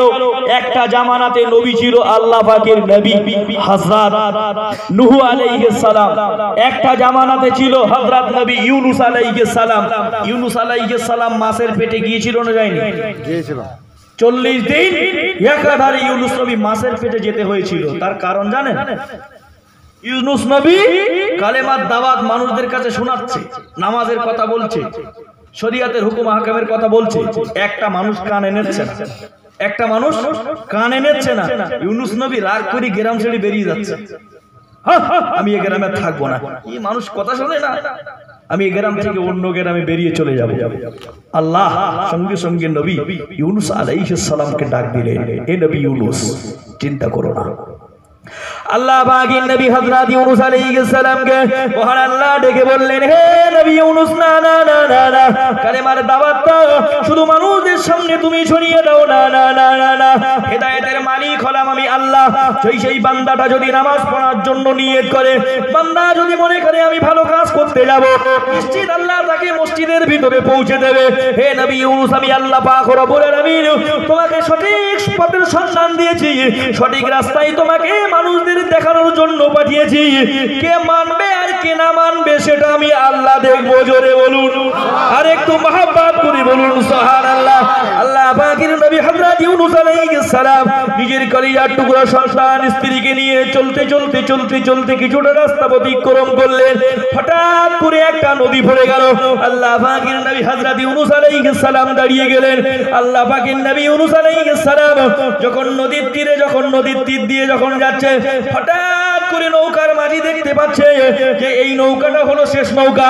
ওই মনে হয় দূর থেকে কারা হেঁটে হেঁটে হেঁটে হেঁটে আসছে, ওই মানুষগুলোকে নিশ্চিত আমাকে পার করিয়ে দিতে হবে, ওই মানুষগুলো বিপদে পড়ে যাবে। আল্লাহ পাকের নবী হযরত ইউনূস আলাইহিস সালাম ছুটে ছুটে ছুটে ছুটে ছুটে এমন করে নৌকার ধারে চলে আসলেন। আল্লাহ পাকের নবী হযরত ইউনূস আলাইহিস সালাম চিন্তা করলেন, না না না না, এমন করে যখনই আল্লাহ পাকের নবী ইউনূস নদীর ধারে চলে আসলেন, হঠাৎ করে দেখতে পেলেন যে নৌকাটার খুঁজে পাওয়া যাচ্ছে না। আল্লাহ পাকের নবী হযরত ইউনূস আলাইহিস সালাম এমন করে চিন্তা করলেন, আমার বিবি রয়েছে, আমার সন্তান রয়েছে, কাকে আগে নদী পার করে দেব? আমার সন্তান আছে একদিকে, আর বিবি আছে একদিকে, এখন কার আগে নদী পার করব? এখন যদি সন্তানটাকে রেখে যায়, কেউ যদি নিয়ে চলে যায়, কোন হিংস্র জন্তু যদি এসে আক্রমণ করে, কি হবে? আল্লাহ পাকের নবী হযরত ইউনূস আলাইহিস সালাম মনে দুঃখে আস্তে আস্তে আস্তে আস্তে গ্রাম ছেড়ে বেরিয়ে যাচ্ছে। এখন ওই নদীর ধারে যে আল্লাহ পাকের নবী হযরত ইউনূস আলাইহিস সালাম চিন্তা করলেন, আরে আগে আমার সন্তানটাকে রেখে আসি, আগে আমার সন্তানটাকে রেখে আসি। এখন ওই পানি দিয়ে সাঁতরাচ্ছে, সন্তানটাকে কাঁধে করে নিয়ে চলে বলুন মহব্বত করে বলুন না সুবহানাল্লাহ। আল্লাহ পাকের নবী হযরত ইউনূস আলাইহিস সালাম সন্তানকে কাঁধে করে নিয়ে যখন নদী সাঁতরে সাঁতরে সাঁতরে সাঁতরে যখন এমন করে যখন কিনারার উপরে রেখে আসলেন, আল্লাহ পাকের নবী হযরত ইউনূস আলাইহিস সালাম আবার নদীতে নামলেন। সন্তানটাকে রেখে এমন করে স্ত্রীটাকে আনতে যাবেন, হঠাৎ করে ঠিক নদীর মাঝখানে এসে স্ত্রীটা হাত ছেড়ে দিয়েছে। আল্লাহ পাকের নবী হযরত ইউনূস আলাইহিস সালামের স্ত্রী নদী দিয়ে ভাসতে ভাসতে ভাসতে ভাসতে চলতে শুরু করলো। আল্লাহ পাকের নবী হযরত ইউনূস আলাইহিস সালাম চিন্তা করলেন, না না না না না না, আমার সন্তানটাকে যদি আমি না পাই, আমার স্ত্রীটার দিকে যদি আমি এখন ধরতে যাই, এই নদীর স্রোত বেয়ে বেয়ে যাচ্ছে, কোথায় যাবে তার ঠিক নেই।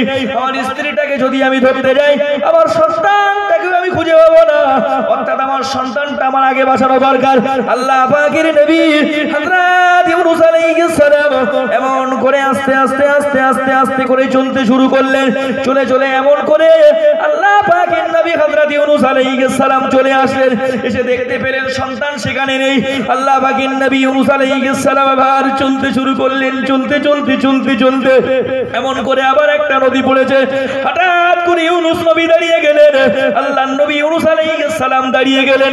দাঁড়িয়ে যাওয়ার সঙ্গে সঙ্গে যখন নৌকা যখন ঘাটে নামিয়ে দিয়েছে, সঙ্গে সঙ্গে আল্লাহ পাকের নবী ইউনূস আলাইহিস সালাম নৌকাতে যখন চড়ে বসলেন, কিছুটা রাস্তা অতিক্রম করলেন। ওই নদী পথে যখন নদীর মিডিলে চলে গেল, নৌকাটা এমন জোরে টলমল টলমল টলমল করছে। আল্লাহ পাকের নবী হযরত ইউনূস আলাইহিস সালামকে এমন করে যে নৌকার মাঝি লক্ষ্য করে বললেন, এর ভিতরে এমন কোন ব্যক্তি রয়েছে আল্লাহর কথাটাকে অমান্য করেছো, এক্ষুনি নদী থেকে নৌকা থেকে নেমে পড়ো, অন্যথায় এতগুলো মানুষ একটা ব্যক্তির জন্য মারা যাবে। কি আছো শিগগির নেমে পড়ো, আল্লাহর নাফরমান বান্দা, আল্লাহর কথা অমান্য করেছো, আল্লাহর কোন বান্দা, শিগগির নেমে পড়ো, নেমে পড়ো, নেমে পড়ো, আর নইলে এতগুলো মানুষ তোমার জন্য মারা যাবে। আল্লাহ পাকের নবী হযরত ইউনূস আলাইহিস সালাম নৌকার মাঝিকে লক্ষ্য করে বললেন, মাঝি ভাই, আমি সেই মানুষ, তুমি আমাকে নামিয়ে দাও। আল্লাহর নবী ইউনূসের দাড়ি মোবারক, আল্লাহর নবী ইউনূস আলাইহিস সালাম আকৃতি প্রকৃতি সৌন্দর্য জামা কাপড় দেখে নৌকার মাঝি বলছে, হুজুর আপনার মতন একটা আল্লাহওয়ালা মানুষ, আপনার মতন একটা ধার্মিক মানুষ এইরকম কাজ না, আল্লাহর কথা আপনি অমান্য করতে পারেন না, এর ভিতর থেকে কেউ না কেউ করেছে। আল্লাহর নবী ইউনূস আলাইহিস সালাম নৌকার মাঝিকে লক্ষ্য করে বলেছিল, মাঝি ভাই, যদি বাঁচতে চাও, আমি সেই লোক, যে লোক আল্লাহর কথা অমান্য করেছি, তোমরা আমাকে ধরে সমুদ্রের পানিতে নিক্ষেপ করে দাও, নইলে এতগুলো মানুষ তোমরা বাঁচতে পারবে না। জমনি নৌকার মাঝি এমন করে ইউনূস নবীকে নিয়ে জমনি নৌকা থেকে ফেলে দিলেন। আল্লাহ পাক একটা সঙ্গে সঙ্গে মাছকে পাঠিয়ে দিলেন। মাছটা এসে সঙ্গে সঙ্গে ইউনূস নবীকে গ্রাস করে নিয়ে চলে গেলেন। কিন্তু আল্লাহ মাছকে জানিয়ে দিলেন, হে মাছ, তোর যে খাদ্য নালী, এই খাদ্য নালীটা যে যে শক্তি, যে আমার কোন আমি আল্লাহ যে সমস্ত খাদ্যগুলো তোর খাওয়াই, এই খাদ্যগুলো খাওয়ার পরে তুই হজম করতে পারবি না, বন্ধ করে দিলাম। জোরে বলুন, মোহাব্বত করে বলুন না সুবহানাল্লাহ। এই মাছটা একাধারে 40টা দিন তার পেটের ভিতরে নবী নূহ আর ইউনূস আলাইহিস সালামকে রেখেছিল। 40 দিন পরে মুহররম মাসের 10 তারিখে ওই জুদি নামক পর্বতের একটা আঙিনায় হযরত নবী ইউনূস আলাইহিস সালামকে মাছটা উগরে দিয়েছিল। জোরে বলুন, আরে মোহাব্বত করে বলুন না সুবহানাল্লাহ। তাই এই কথাটা আপনাদের বলতে বুঝাতে এটাই বলতে চাই যে কে মানবে আর কে না মানবে এটা মুসলমান বলবো না। যে আমি আপনি যে জিনিসটা শিক্ষা অর্জন করেছি সেটা মানুষদের কাছে ছড়িয়ে দেওয়ার জন্য নবী বলেছে, যদি তোমার চীন দেশ পর্যন্ত যেতে হয় ইলমে দ্বীন মানুষদের কাছে ছড়ানোর জন্য, সেটা তোমাকে যেতে হবে। কিন্তু হেদায়েতের মালিক হলাম আমি আল্লাহ, কে মানবে আর কে না মানবে সেটা আমি আল্লাহ দেখবো। জোরে বলুন সুবহানাল্লাহ। অর্থাৎ আপনাদের কাছে আমার একটাই করজোরে দাবি, হারাম কাজ কাম বাদ দিয়ে মুসলমান ঘরে জন্ম নিয়েছি আমি আপনি, একদম পুরো সপরিবারে মুসলমানের খাতায় চলে আসি, মুসলমানের ভিতরে চলে আসি। যদি মুসলমানের ভিতরে পরিপূর্ণভাবে দাখিল না হতে পারি, দুনিয়ার যে সমস্ত ধর্মাবলম্বী মানুষ রয়েছে সেই সমস্ত ধর্মাবলম্বী মানুষ দিয়ে আল্লাহ মুসলমানদেরকে কিন্তু শায়েস্তা করে দেবে। আল্লাহ কোরআনে জানিয়েছে, ইয়া আইয়ুহাল্লাযীনা আমানু দুখুলু ফিস-সিলমি কাফা, তোমরা পরিপূর্ণভাবে ইসলামের ভিতরে দাখিল হয়ে যাও, পরিপূর্ণভাবে ইসলামের ভিতরে দাখিল হয়ে যাও, নইলে কিন্তু মার খেয়ে মরে যাবে। তোমাদের ভিতরে যদি হারাম মাল যদি তোমাদের অন্তরের ভিতরে ঢুকে যায়, আল্লাহর দরবারে একটা সেজদা কবুল হবে না, মার খেয়ে খেতে তোমাদের জীবন চলে যাবে। একটাবার চিন্তা করে দেখুন, হারাম মাল অন্তরের ভিতরে ভক্ষণ করলে হবে না, এই গাল দিয়ে হারাম মাল প্রবেশ করালে হবে না, আর সত্য কথা বলতে শিখতে হবে। পৃথিবীর জমিনে সত্য কথা বলতে হবে, জীবন চলে যায়, সত্য কথা বলে সেই জায়গায় দাঁড়িয়ে থাকতে হবে। আল্লাহ পাকের নবী জনাবে মুহাম্মদুর রাসূলুল্লাহ সাল্লাল্লাহু আলাইহি ওয়াসাল্লাম হাদিস শরীফের ভিতরে জানিয়েছেন, ইযা ওয়াকাত লুকমাতুম মিনাল হারামি ফি বাতনি ইবনি আদম লাহু কুল্লু মালাকিন ফিল আরদি ওয়াস সামাই মা দামাত তিলকাল লুকমাতু ফি বাতনিহি ওয়া ইম্মা তাআলা তিলকাল হালালাতি ফামাওয়াহু জাহান্নাম। আল্লাহ পাকের নবী জনাবে মুহাম্মদুর রাসূলুল্লাহ এখান থেকে ১৫০০ বছর আগে জানিয়ে দিলেন, যখন কোন আদম সন্তানের উদরের ভিতরে যখন এক লুকমা পরিমাণে হারাম মাল প্রবেশ করে, আল্লাহ পাকের আসমানে যত ফেরেশতা রয়েছে, জমিনে যত ফেরেশতা রয়েছে, সকল ফেরেশতা মণ্ডলীরা ওই বান্দা বান্দিটার জন্য আল্লাহর দরবারে গজবে দোয়া করতে থাকে। আল্লাহর দরবারে গজবে দোয়া করে, আল্লাহ ওই বান্দাটাকে তুলে নাও, মাল হারাম খেয়েছে, ওকে তুমি তুলে নাও। এখন চিন্তা করো, মাঠ দিয়ে যাচ্ছিলাম, হঠাৎ করে দেখছি যে বাড়ির দিকে পটল নেই, 1 কেজি মতো পটল প্যাকেটে ঢুকুলি, মনে হচ্ছে 2 কোটি সস্তা হবে। এরকম হয় না? হয় আপনাদের দিকে? আমাদের দিকে হয় ভাই, আমাদের দিকে চোরচামটা আসে না, আপনাদের দিকে আসে আমি বলতে পারবো না। তাহলে একটাবার চিন্তা করে দেখুন যে হারাম মাল যদি আমার আপনার উদরের ভিতরে প্রবেশ করে, একটা সেজদা আল্লাহর দরবারে কবুল হবে না। হারাম মাল কি আল্লাহর দরবারে সেজদা? হ্যাঁ, একটা সেজদা কবুল হবে না। আর একটা কি, মানুষের সঙ্গে হিংসা করলে হবে না, মানুষের সঙ্গে হিংসা করলে হবে না। এটা আমার নবীর তরিকা নয়। আমার নবী কাফের বেঈমানের রাসূলুল্লাহকে রক্তাক্ত করে দিয়েছে। জিবরিল আমিন এসে বলছে, ইয়া রাসূলুল্লাহ, ইয়া হাবিবাল্লাহ, হুজুর আপনি একটা বার অনুমতি দিন, এদিকে জাবালে আবু কুবাইস, সাফা মারওয়া পাহাড়গুলো রয়েছে, আপনি একটা বার অনুমতি দিন। কাফের বেঈমানরা আপনাকে কষ্ট দিয়েছে, ইয়া রাসূলুল্লাহ আপনি একটা বার অনুমতি দিন, এই সমস্ত পাহাড়গুলোকে আমি জিবরাইল আমার ডানার একটা ঝাপটা দিয়ে কাফেরের গোষ্ঠী সব সাফ করে দেব। আল্লাহ নবী বললেন, হে আল্লাহ পাকের ফেরেশতা জিবরাইল, ওরা বোঝে না, অবুঝ, তাই আমাকে মারধর করছে, আল্লাহ ওদেরকে হেদায়েত দান করুন। জোরে বলুন, আরে মুহাব্বত করে বলুন না সুবহানাল্লাহ। আমার নবী কোনোদিন কষ্ট দিয়েছে কোন মানুষকে? কষ্ট দেয়নি। অর্থাৎ হিন্দু মুসলমান কাঁধে কাঁধ লাগিয়ে এই ভারতবর্ষের জমিনে আমাকে আপনাকে চলতে হবে। জোরে বলুন সুবহানাল্লাহ। হিন্দু মুসলমান কাঁধে কাঁধ লাগিয়ে যদি বাস করতে পারি, ঠিক একটা রাস্তা পাওয়া যাবে। আমার নবী কোন জাতকে, আল্লাহর নবী বলেছে, লা ইয়াসফার কওম মিন কওম, এক সম্প্রদায় যেন অন্য সম্প্রদায়কে দেখে ঠাট্টা বিদ্রুপ না করে। কি বলেছি বুঝতে পেরেছেন? হযরত মুহাম্মদ সাল্লাল্লাহু আলাইহি ওয়াসাল্লামের নীতি, আল্লাহ হযরত মুহাম্মদ সাল্লাল্লাহু আলাইহি ওয়াসাল্লাম, এটা হলো আমার নবীর নীতি। আল্লাহর নবী বলেছে, যখন কোন হিন্দু ভাইরা মন্দির তৈরি করবে, ওই মন্দিরের পাশে দাঁড়িয়ে থেকে সেখানে যদি মন্দিরটা মন্দিরটা তুলতে যদি ঝামেলা হয়, মুসলমানরা দাঁড়িয়ে থেকে সেখানে মন্দিরটা তৈরি করে দেবে। যখন কোনো মসজিদ নির্মাণ হবে, হযরত মুহাম্মদ সাল্লাল্লাহু আলাইহি ওয়াসাল্লামের নীতি হলো এটাই, হিন্দু ভাইরা সেই পাশে দাঁড়িয়ে থেকে মুসলমানদের উপাসনালয়টা তৈরি করে দেবে। জোরে বলুন, আরে মোহাম্মদ করে বলুন না সুবহানাল্লাহ।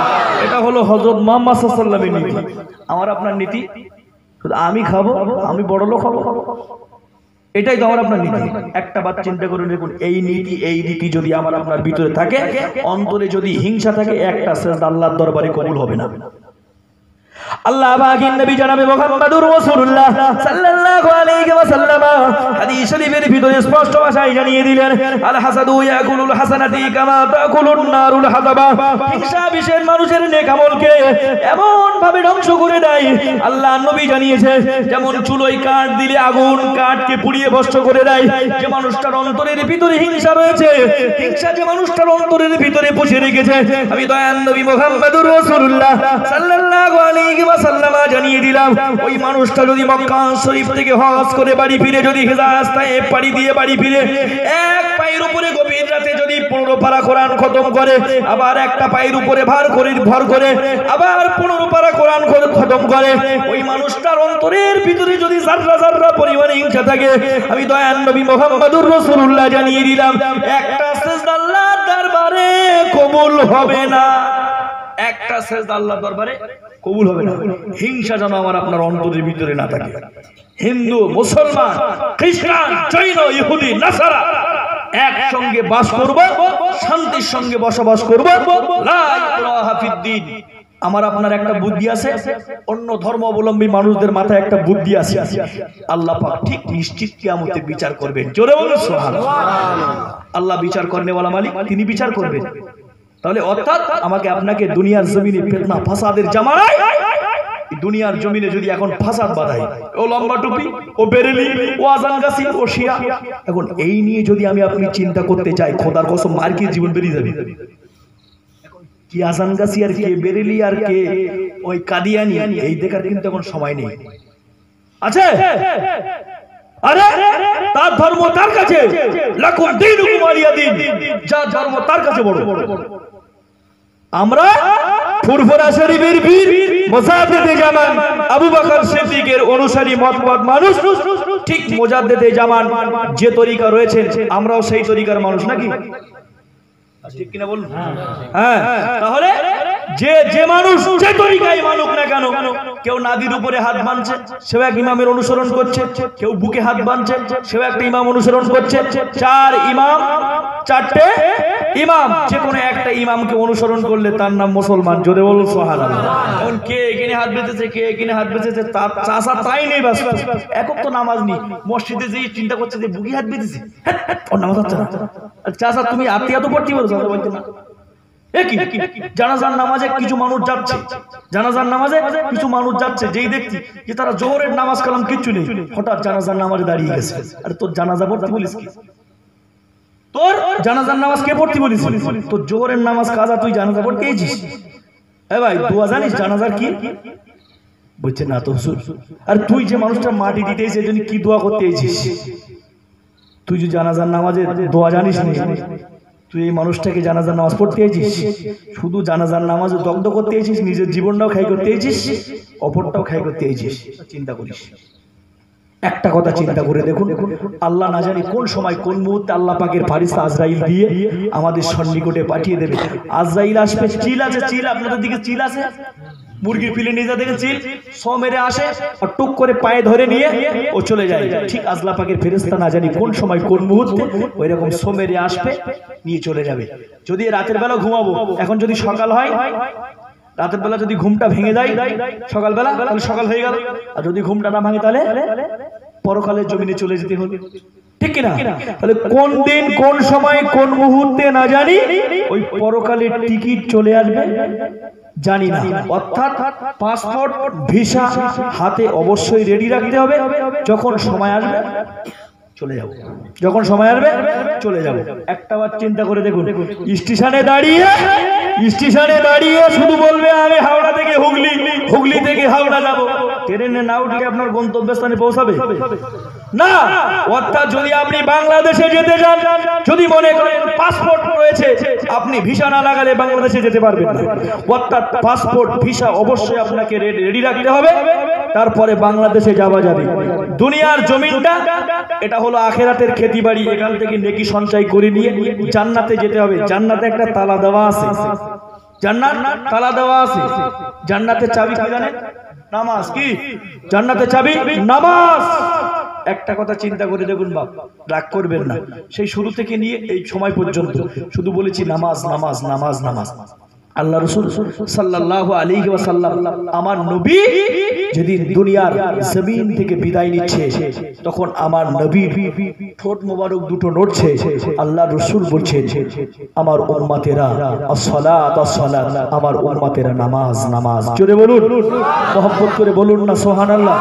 এই নামাজটাকে প্রতিষ্ঠিত করতে যে রাসূলের সাহাবায়ে কেরামদেরকে যুদ্ধের ময়দানে ঝরাতে হয়েছে, স্ত্রীদেরকে বিধবা বানাতে হয়েছে, সন্তানদিগকে এতিম বানাতে হয়েছে, তারপরে এই নামাজ কালাম কোরআন তেলাওয়াত জিকির আজকার যা আছে আমাদের কাছে পৌঁছেছে, ঠিক কি না? অর্থাৎ সেই সাহাবায়ে কেরামদের অনুসরণ করতে হবে। সাহাবায়ে কেরামদের যদি অনুসরণ করতে পারি, সেই নবীর তরিকা অনুযায়ী যদি জীবন যাপন করতে পারি, নিশ্চিত কিয়ামতের ময়দানে সেই নবীর সুপারিশ পাবো। যদি আমার আপনার ভিতরে সেই নবীর তরিকা যদি না থাকে, কোরআন অনুযায়ী যদি জীবন যাপন না করতে পারি, বাস্তব কথা বলছি, ইহকালেও শান্তি নেই, পরকালেও কিন্তু নাজাত নেই। একটাবার চিন্তা করে দেখুন, যে নবী দুনিয়াতে আসার পরে আমার আপনার চিন্তা করেছে, সেই নবী মদিনা শরীফে হাও হাও করে কাঁদছে, নবী আমার কিয়ামতের ময়দানেও কাঁদবে। সেই নবীর কথাকে স্মরণ করে আল্লাহ পাক রব্বুল আলামিন যেন আমাদের প্রত্যেককে শোনার থেকে বোঝার থেকে আল্লাহ যেন হারাম, আল্লাহ পাক রব্বুল আলামিন যেন হারাম থেকে আল্লাহ পাক আমাদেরকে বাঁচিয়ে 5 ওয়াক্ত নামাজ আল্লাহ পাক যেন তাকবীরে উলার সঙ্গে আল্লাহ পাক আদায় করার তৌফিক দান। সকলে বলুন আল্লাহুম্মা আমিন। সকলে উঠুন, প্যারা নবীর শানে সালামের তোহফা সোনার মদিনা একটু পাঠিয়ে দিই।